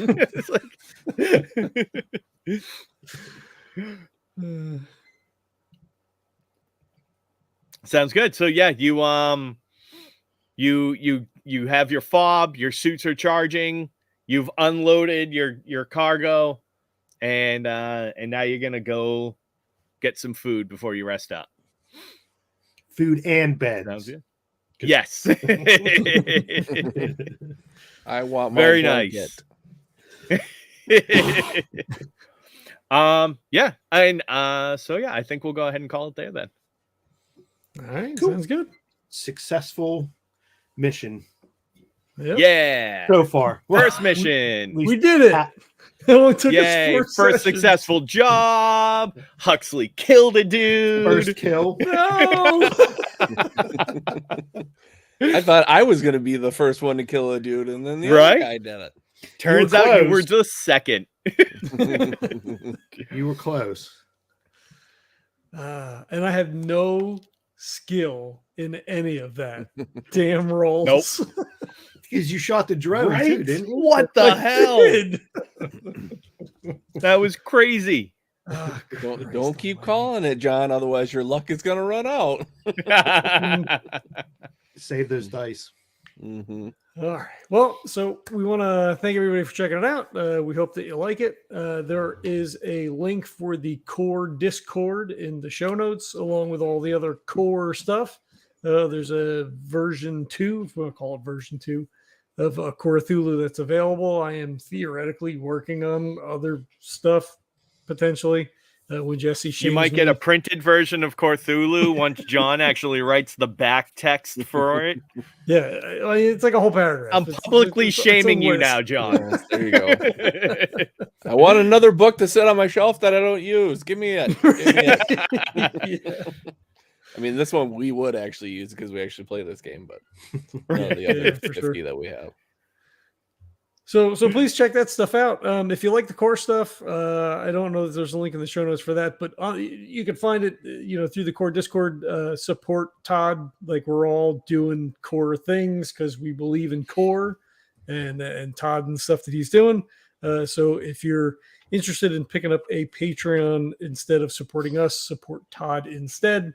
We are colloquially known as the Spitecast, I think, at this point. So we're going to record and play games anyway. So support cool people who write cool shit and like cooler people than us, I guess. Support Todd. You get it. It's fine. Yeah, buy core, buy it all. If it says pay as you want, pay $10. It's like a going out to dinner once. Yeah. Exactly. It's lunch at McDonald's these days. Yeah, exactly. So please do that. The thing that helps us is ratings and reviews on whatever your podcatcher of choice is. That's super helpful. If you're so inclined as to mention us in whatever Discords that you hang out, except for the core one, because we're already like in the thing. It's fine. You get it. So thanks for checking it out, and we'll catch you next time. Peace. Bye. Posho! Real quick, I would just want to hand out some XP, of which there was a lot of this session. Try and get So 52. John, you got 5. Damn. I told you. Kevin, you got 4, and Kurt, you got 6. Holy shit. Whoa. What? Damn. Yeah. Nice.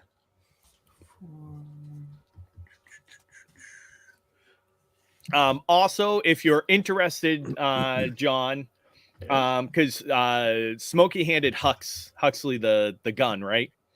Yeah. Yeah. So that is a rail gun. Oh shit. Oh. Yeah. Yikes, a hootie. So I it don't is know that- size. So go ahead. Go ahead. No, go ahead. No, so it just quick rundown. It's size 2. Can potentially be mounted. It's a long range.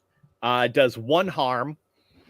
And so it does require 2 hands to shoot. And it has the extra benefit of push 2. So you can on a round, if you want, you can spend 2 additional energy. And it will penetrate armor. So So it can penetrate armor, but it's only a 1 harm. What is happening? Yeah. I mean, honestly, I don't know that he would keep it because he's like beside himself that he killed someone. Oh, Right. I thought Hux was like out for blood, and now he's thirsty. Right. Right. Got his first taste. Yep, and he's like, "No, I got this rail gun, and I get it." No, Well, I think comes back to Ingram. He's smoking and drinking. He's 5 o'clock shadow. The shit Yeah. I've seen. yeah, he's only been gone He's for a actually day and a drawn half. Drawn the beard on though. Dirt. It's just dirt. He's rubbing Yeah, dirt right. all over his face. Yep. and I think not the metagame it or whatever, but I think I think Smokey, like we were saying, it's not like you were cutting off ears and putting them on your belt or anything. I was just throwing that to you. Just okay, you had it. It was a big shock to you, but take that with you as something of this person. So if you go and sell it, it's not like Smokey's gonna be like, "Oh, what the hell are you doing?" It was just, Right. It was almost like you got the kill, you deserve the salvage type thing. Yeah. Yeah. Because this is the kind of thing like where we're patched together, right? So if one of our pieces of our equipment had been down, we would have taken it and just used that. So that's kind of where that's where kind of Smokey's thinking was. Not it wasn't like a trophy or anything. It was just we scavenge. You got to use everything you can wherever we're at. So it could even be a story thing where it's like, okay, look at this big fucking gun that this guy was using. So like, you saved my life, basically. Right. Yeah. Mm-hmm. I mean, again, any kind of weapon will do, but like this thing is a big badass thing, and it's like, right. He's shaken up by it, but it's like, if you wouldn't have done anything, I would have been toast. Yeah. Well, so if I was playing any other like a regular character, be like, all right, let's just take everything. Like, fuck this guy. Yeah. We can use honestly, like, parts. yeah. Yep. If you wanted to, like, you could have spent, and I'm sure if you had the time too, like if you spent an hour, you could have just salvaged the fuck out of these two guys. Yeah. I actually, Zuchy was looking at doing it, salvaging the big guy, but then once Smokey was like, "Oh, I gotta go," I'm like, shit. Yep. Hey, who knows? Maybe they'll be there on your way back. Yeah, who knows? Yeah. So like meta, like again, if I was playing a different character, I really wanted you to slit that guy's throat while we were doing the other thing, right? But you didn't. So now we have a rival, right? So like it works both ways. Like, it would be like, cool, we'll eliminate the threat because this is going to be a problem later. But also, like, this is going to be a problem later. Yeah, potentially, right? I mean, yeah. And I mean, also, like, that dude took a pretty substantial amount of radiation, like just by even for having his helmet off for that little amount of time. But it was like unprotected radiation. Yeah. So yeah. And zero shielding on the head. Exactly. Yeah, and I don't think Zuchy's character would have been like, you know what, this guy's unconscious now. I would have just slit his throat just to do it. It's like if that guy would have still been aggressive, and I know that he was out for blood, then I probably would have took him down, but I wouldn't.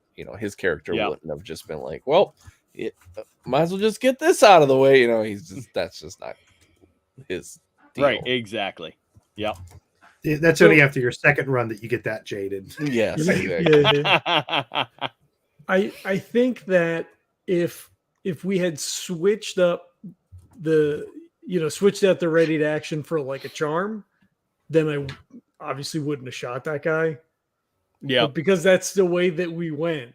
Just the fact that there was a gunshot, right? Because he was already twitchy and nervous or whatever. Yep. Like there was no other. That's why I purposely mentioned that there was a loud boom.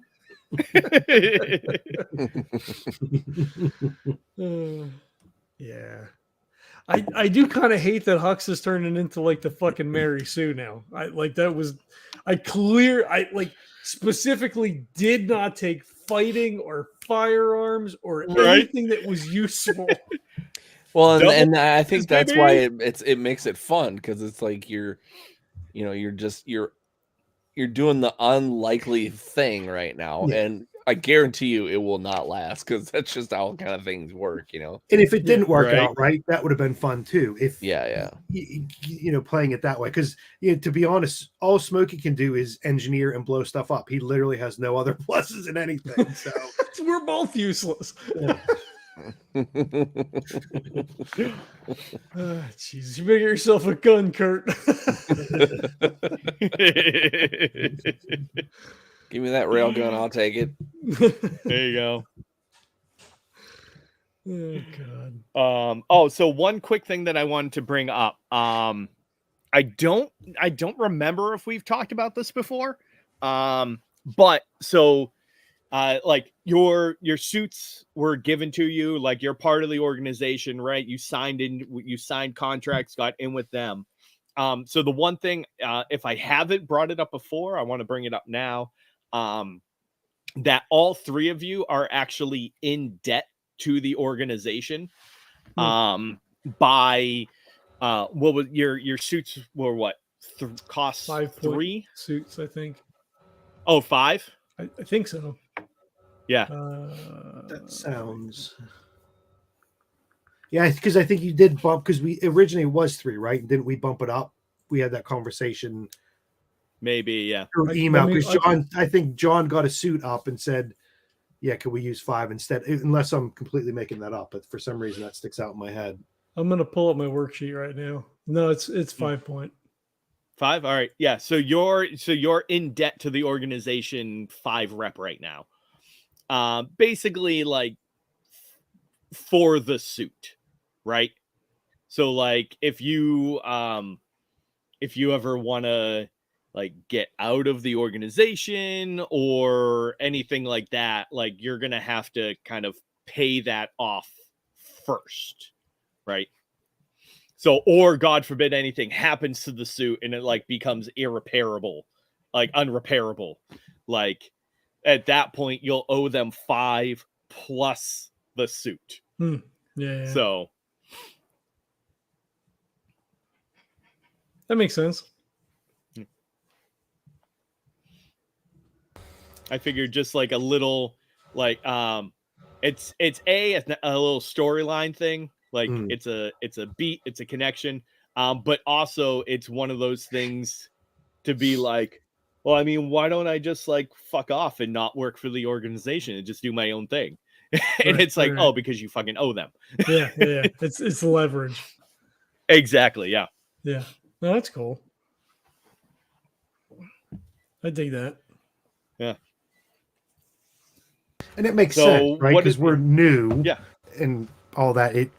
You gotta have a bit of skin in the game. They're not just gonna train you up and give you a suit. And, yeah, you just run away and you run away with it. Yeah. And I mean, I wanted to make it that thing too of like, well, you know, you're starting off with something more advanced, right? You're not starting off with a level 0 suit. So there has to be some kind of trade-off for that, right? You had to get that rep somewhere, and you got it from the organization.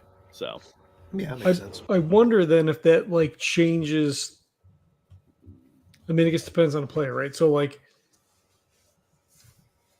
so depending on how meta you want to be, like maybe the first 5 rep, you're like, oh, I buy my suit, because like, why would I spend rep to mod the suit if I then still owe them like now I'm giving them something that's better, and but I still owe them for the other thing. So like, exactly, it keeps me alive, but also like this is better than what they gave me now.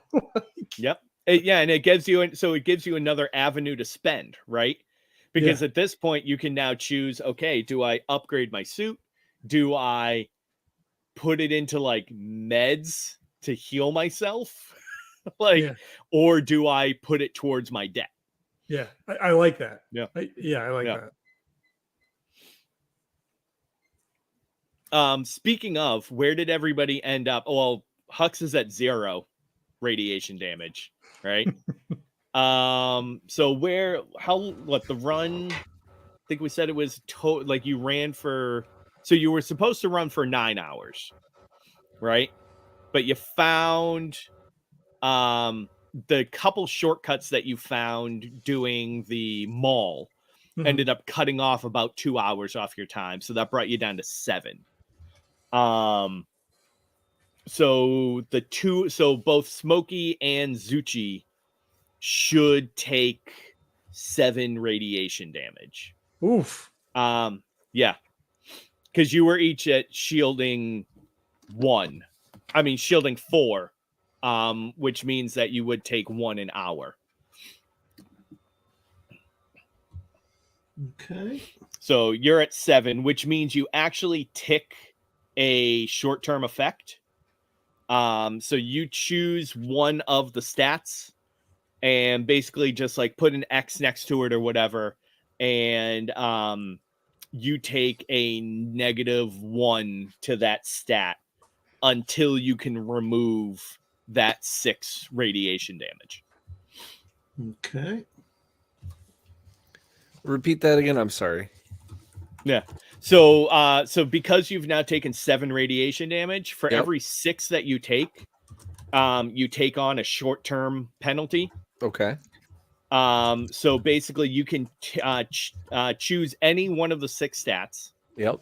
And basically put a mark next to it. And at that point, your any rolls that you make using that stat will be at a -1 until you are able to remove at least 6 radiation damage. Okay. At which point that will go away. Okay. So you do like, so if you had 3 in brains as your base, then your current on the sheet would be 2. Well, no, so it's a little. So you're still rolling the 3. You're still rolling 3, but you get a -1 on the roll. You get a negative And one. you get a -1 on the roll. I was like, wait a minute, take a whole die away. That sounds awful. That's what I thought you meant. That's what I thought you meant. Yeah. Okay. Yeah, no. So you take a -1 to the roll of that. Gotcha. Okay. Don't listen to me. I never do, John. I never do. Okay. I got an idea how to play that, so that's good. There you go. Well, actually, I don't know. Which one do you think makes more sense? So if you like removing a die, or I think a -1 is more player friendly, right? Because like losing at this level, because we only have 2, and you lose 1, you're kind of fucked. Like if it's also really one thing, you're really screwed. Yeah, one thing I want to make sure is that this is separate from actual damage. Mm-hmm. So you still say you do brains, right? And you have a 2 in brains and you take that short-term effect in brains. Mm-hmm. So you still technically have a score of 2 in brains. Mm-hmm. So in order to go to 0 in damage, you still have to be dealt 2 harm. In order to go down. Right. So in theory, you could choose, if you had like a 1 in psyche, right, or a 1 in whatever stat, you could choose that as your short-term damage, but you'd still have that 1. You just couldn't roll anything for it. Yeah. I think it's harsh. I mean, I think that not in this particular issue, or maybe you were talking about losing dice with Todd. We were talking about potentially for multiple actions in a frame. So like if you wanted to shoot 2 people, basically instead of doing it at like a negative to the roll, doing it a negative to the die pool. Yeah. Now, losing a die is hard. That's tough, right? Because especially because we're 0 level, 1st level characters, right? Like a 5-point suit's about the minimum you're going to want to run in, right? And they took 7 rad on 1 run, so they're already ticking a stat. So like lose a die then is really rough, because then to run back, now you're now you're like 2 dice over different stats potentially. Yeah. Feels like that's rough. Of course, yeah. If they have an Iostat tank here or something and they both jump in and they eliminate it, then they didn't really suffer any penalty at all. Right. So, it kind of depends on, I don't know. The one thing I was thinking is that if you take a penalty to the roll, right, that inhibits what you do. So like at that point, like if you have, say you don't, like for instance, Huxley, right? You don't have anything you don't have any skill in firearms, right? Mm-hmm. But if you had short-term damage in Grace, you would then be unable to roll a 6 because Correct. You'd have a -1 to that stat. Whereas if it's -1 die to the roll, you still have the same potential, just less likelihood. Yeah. I mean, I could see it either way. Yeah. I just feel like losing a die is rough. Yeah. I mean, it just feels that way. I can't statistically say that it's that, right. that it's that way. Because every time you roll the die, you got a 1 in 6 chance of rolling a 6. You can have one die and just keep rolling 6s. Like it doesn't. Yeah. Right. But if you do a -1, then you now have a 0% chance to roll a 6. Yeah. Yeah. I'll mull it over. What do you two think? I think I like the mechanic of taking a die away. But like John said, then you're, if your character only has 2 in something and then you're just always rolling 1, but I guess that's what role playing is, right? Then you're going to have to try role play. It makes, I can, not to be wishy-washy, it makes sense either one of them. Yeah. But I think the fact that there isn't any kind of, a 1 means you automatically fail or a 6 means you automatically, since we do have the different difficulty levels, taking a -1 against the roll doesn't necessarily always, because you're saying you can never roll a 6, but sometimes that really doesn't matter. If you only have to hit a DL3, then it doesn't matter if you're getting a 6 or not, because you're getting a yes and, that kind of thing. So it would affect you. I feel like the more negative effect would be in combat then, right? Yeah. So like in Huxley's a lot case, of stuff's going on. Yeah, I could potentially roll a 6, which helped in both the situations tonight. If it was a -1, I could only roll a 5. So maybe that's only a yes, or maybe it's a, a no, but, or, like the potential for you to be worse off is worse in that situation because I don't have the skill. Yeah. Well, but that's particular. If you think about it too, right? I mean, well, so when we actually do like more in-depth runs, when we come to the nexus points and we really start challenging that aspect, you could in more difficult runs, you could be doing like DLs 5s, 6s, 7s when it comes to those nexus points. Yeah. And if you're running off of 1 less die, you still have a potential to have successes in those. Yeah. Whereas if you're running a -1, if you have a DL7 nexus point and you have like 3 short-term damage and you're rolling -1s on 3 stats, you have a pretty implausible chance of actually getting a yes on any of those. Yeah. Let alone like you haven't, it's almost impossible for you to get a yes, but let alone a yes. Yeah. So, well, I mean, this is the campaign, right? I mean, we could really call this an extended play test too. So, I mean, we could. Oh, it absolutely is. Yeah. we could try. The campaign is the story. The gameplay is still a play test. Yeah. If we all die within 2 rolls of combat, then we know maybe that's probably not the right. And then we rewind because it was actually a simulation that you guys were running, and and we changed the rule. Yeah, we just edit that episode all to shit. Right, exactly. Yep. Huxley was having flashbacks, and then See helicopters, vaguely superimposed over like sunset. Elephant cracks in the background. Right. The one last thing I wanted to ask. So for combat, right?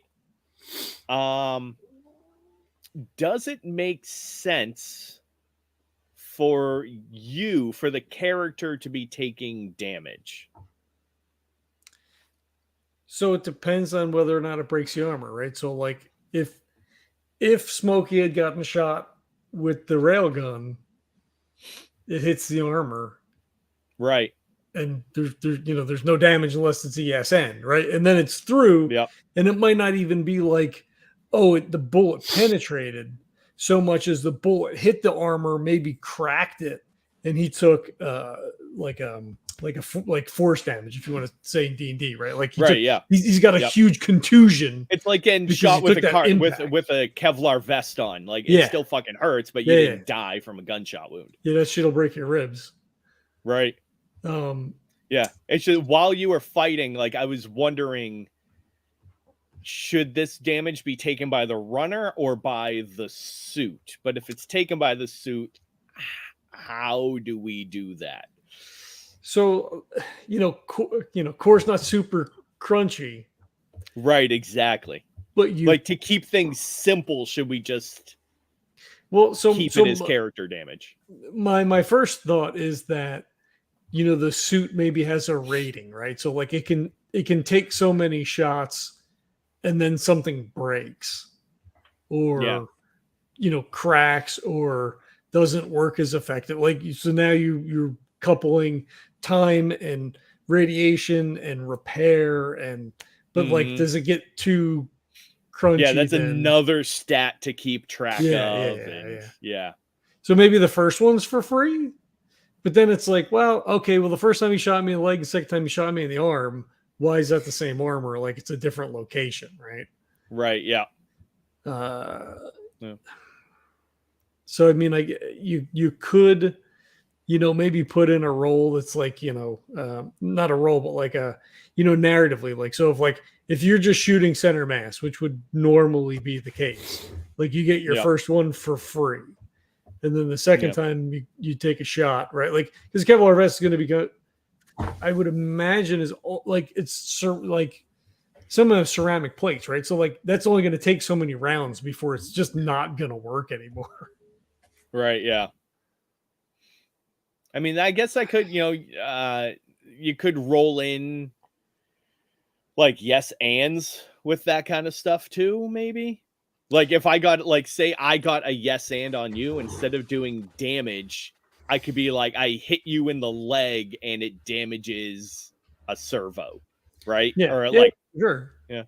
Or do 2 damage, right? Like the first armor is fucked up, and then the second hit does like physical damage. Right. Whatever that happens to be. Because to me, it has the feel of, the players aren't, the characters aren't suffering the damage. It's the suits. And, if your suit's jacked up, then that's when you're going to be.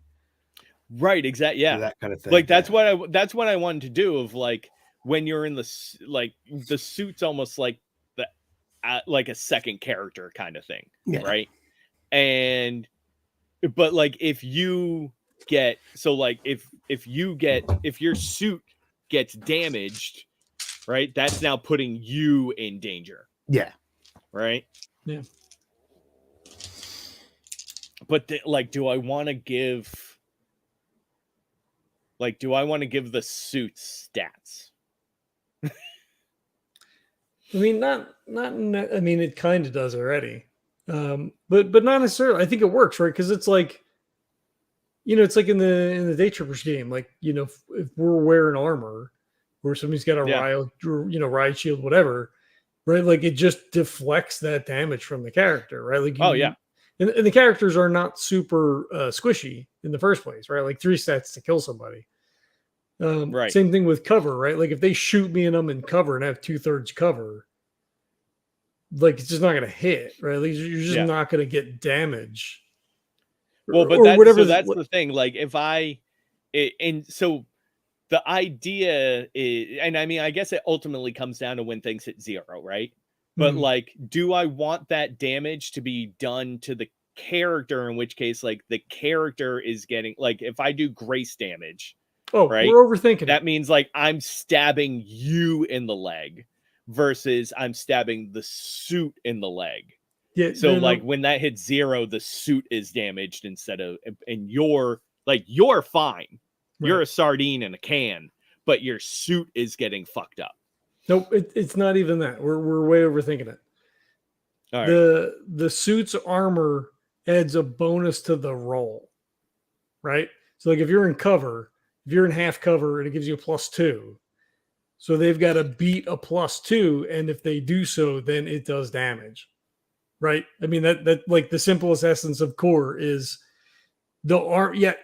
Yeah, we're thinking like a mechanical, D&D terms, Rogue Trader terms, whatever, like super crunchy trad thing. What the armor does is increase the roll for defense. So if they beat the roll, then you take the harm. So then the character takes harm. I think that's the answer per core. Okay. Whether or not you want to do that is a different thing. No, so that's ultimately where where the question lies. Is like, where does the damage end up? The person. Is it so is the person getting damaged or is the suit getting damaged? Yeah, so technically I think Smokey would have taken a damage. Right? Because if the guy's shot, right? So say the guy rolled a 6, he had a +2, he got an 8. And Smokey rolled a 5 and his armor gave him a 6, then the big guy roll, you got 2 over, you got a yes, and he potentially did 2 damage to Smokey then, right? Like the armor then wouldn't negate the point. It just increases the DL to be able to do the damage, but then the damage goes on the person. True. I have to relook at how armor is dealt then. Yeah. I was doing armor as like a soak. It's not though. But it's not. It can be, right? Like runners is your core, but per the way the core is written, it just increases the DL, right? Because it's the roll plus mods. Gotcha. So so if we're just shooting at each other in the hallway, fucking Matrix 1 end of the movie style, we just shoot at each other.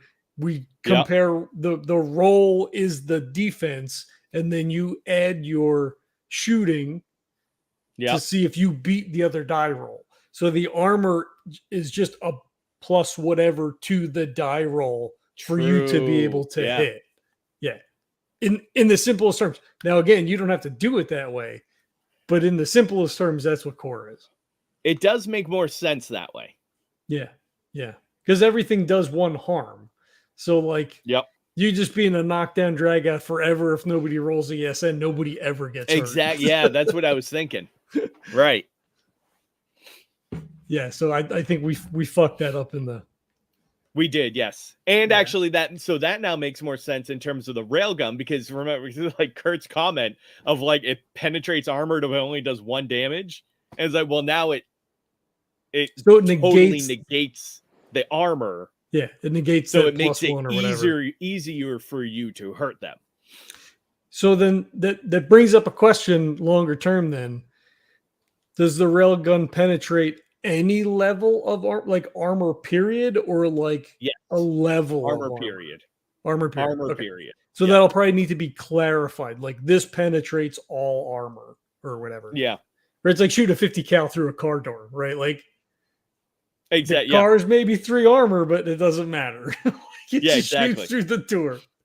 Yeah. And I mean, if you've ever seen a railgun in action, like, it goes through everything. Yeah. So yeah, we did it. Right.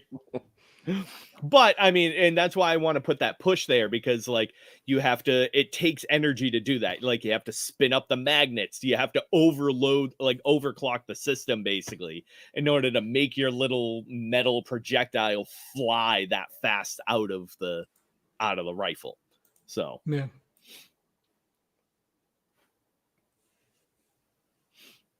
all right. Cool. Yeah. Well, that's all I had.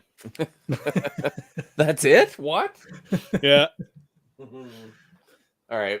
I gotta get going. I have had to pee Yes. for 2 hours now, so I gotta. Thank you very much, Kurt. Yeah. Thanks for playing. Yeah, it was fun. Thank you for showing up. It was good. It was good. All right. See you guys soon. All Take it right, easy. night, dude. Yeah. See ya. Oh, well, is there anything else? Is there any other things that came up for the two of you? Any questions? No, I mean, it felt good. Like I'm surprisingly having a lot of fun with Huxley. Yeah. It is not Good. my typical kind of character, so Not at all. yeah. So it's been fun. But yeah, I mean, we have fun already anyway. It's not like it matters. But it's different. It's definitely different. I feel like everything is working. Yeah. Obviously with some hiccups, still as much as we play core, like we're just running core now, right? Like armor. Yeah, really just little things, right? You just like in the moment, Yep. you're like, oh, well, it's got to be this, right? And then you're like, Yep. Right. Well, I mean, because it's also stuff that we don't often use. right. Like, and when we play Day Trippers, we don't use armor. Like, it's not really a rule that we use all that often. So, Well, I guess the suits have it, but we're not always in a suit when we're in the firefight episode. I've never been in combat in a suit in playing Day Trippers. The Ratmen, we were in suits when we were on the Red Planet. Arret. True, I guess, yeah. I I don't think I was ever in. I mean, I was Chip at that point, so I did more running away than anything else. I mean, that's fair, I guess. The whole time that we were on INRA, we were in suits. I wasn't on INRA. Oh, that's right. You weren't there then. Nope. Ah, shit. Okay. The only I forget there are time big chunks that you didn't play. Yeah. The only time that Trey has been in a suit has been when we went to the Cat Planet. And actually, we went there twice, and that's it. He wasn't wearing it. That's the only time.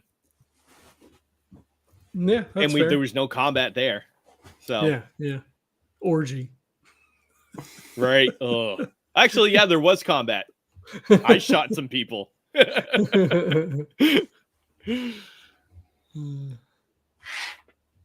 Yeah, I think the one thing I want to work on, I don't know. I want to make the and I don't know how to do it, but the speed and like the sensation of travel. I want to try to figure out how to represent that. And I don't know how. I mean, other than descriptions, like heavy descriptions, right? Right, yeah. But you don't even get like the wind in your hair, right? It's like you're in a fucking right, suit, exactly, right? because you're in a fucking suit. Yeah. I wonder if it's something yeah. gimmicky, like a fucking like a sand timer or something. But but that doesn't give the visual impression, right? Like, right, yes, exactly, there's a countdown of like something happening quickly, but yeah. And I mean, you don't want to like make it so that everyone has to have that thing, right? Yeah. Well, isn't the power use and all that, wouldn't that kind of It is, yeah. Yeah, But in terms of like look at the fight that you had, right? Like, what differentiates that from just like 5 guys in regular clothes, or like in a little bit of like, what separates that from like a D&D fight in terms of like movement and everything? Like, because in theory, I can't remember, my math is somewhere here. Where's my math? I need to look my math up now, because like, and I purposely left it like vague-ish in terms of like, so like, you know, blocks and things like that, because I wanted to make it easy for people, right? But let's see. Oh, here are my notes. But there is actual legit math behind all of this. So a block is 80 meters, right? And you're traveling 300 blocks an hour, which means you're going 2,400 meters an hour. It's a lot. That's a lot, right? And this is pretty low level too, right? Yeah. We didn't boost. We didn't, do anything extra, really. Exactly. And like, none of you, like, you don't really have anything that significantly boosts your speed, right? So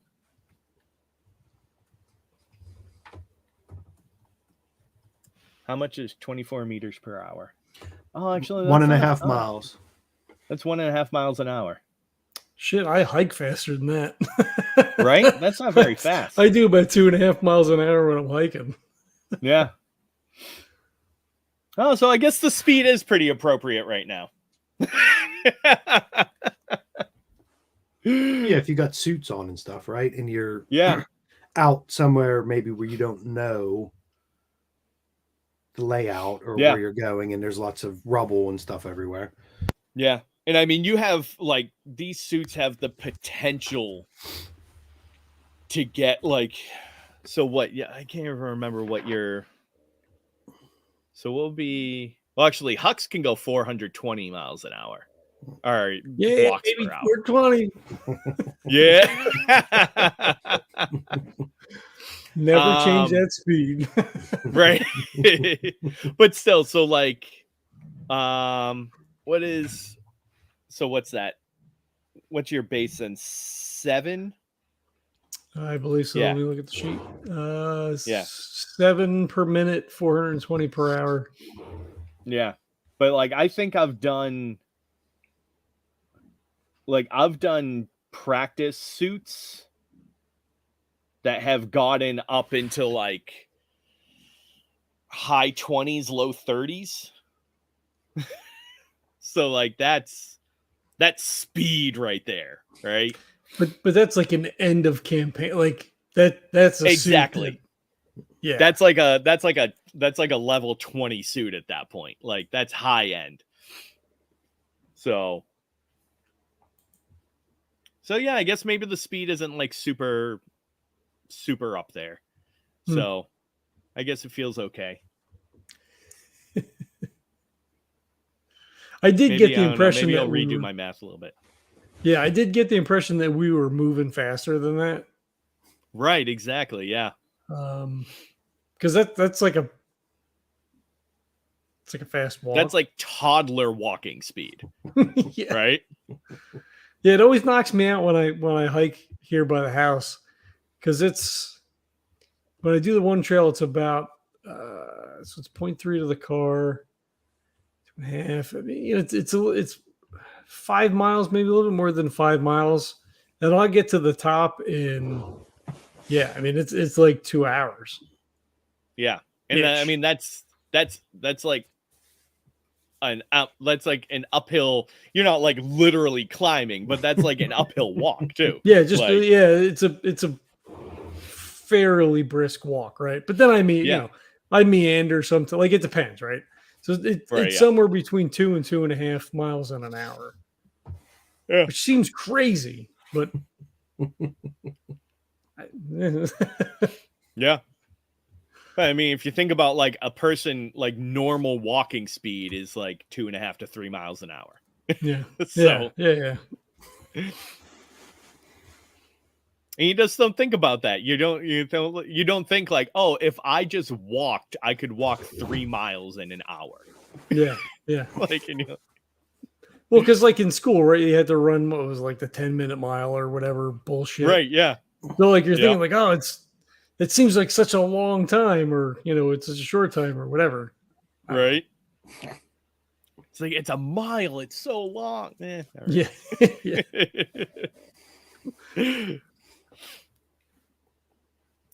All right. I mean, I do. At the same time, I don't give actual numbers to anything. I keep it loose. So maybe if it's all in the narrative, right? Mm-hmm. And again, that could be some box text like, here's the actual math. This is what I was looking at. Feel free to bump it up, slow it down. Do whatever you want. Like it's your game. If you want to have them, practically flying down the road, then like do it up.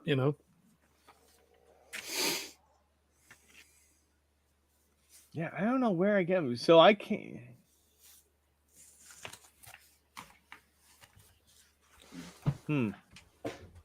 So my math that I have here, right, is one speed, like 1 point of speed is 8 meters a second. So in theory, although maybe my math, you know what it could be too, is that maybe my just math of like distances has changed a little bit. Because in theory, you should be able to do one. Oh, that's definitely it. I lengthened a block a lot because I have it that you can do 6 blocks in a minute. So you should be able to do 360 blocks per hour, which would be about 18 meters per hour or 18 miles per hour. All right. I mean, that's so more a little bit. Yeah. So I've changed something. Either that or I just suck at math. Who knows? Mixing all your units. Right? Move the so theoretically pointer. with a speed of 6, you should be going 18 miles an hour. Which I believe is what Zuchy has. Yeah, he's really No, fast. 5. Zuchy is a 5. Smokey is a 4. And then Hux is a 7. It's like I've made a couple of suits before. All right. I'm going to jump off, guys. Have a good one. All you too. right. Thank you, Kevin. Have a good Christmas and talk to you guys. Hey, you too. Do you sell it? Is it like Thanksgiving? Do you celebrate Christmas over there? We celebrate Boxing Day too. True. There you go. We get the extra day. Yeah, exactly. Have a good one. Nice. All right. Have a good night or day. We'll see you. Morning. All right. Bye. All right. Have we kicked it enough? Should we end this up? I think we've beat this dead horse. All right. Sounds or good. beat this dead runner. No! Why?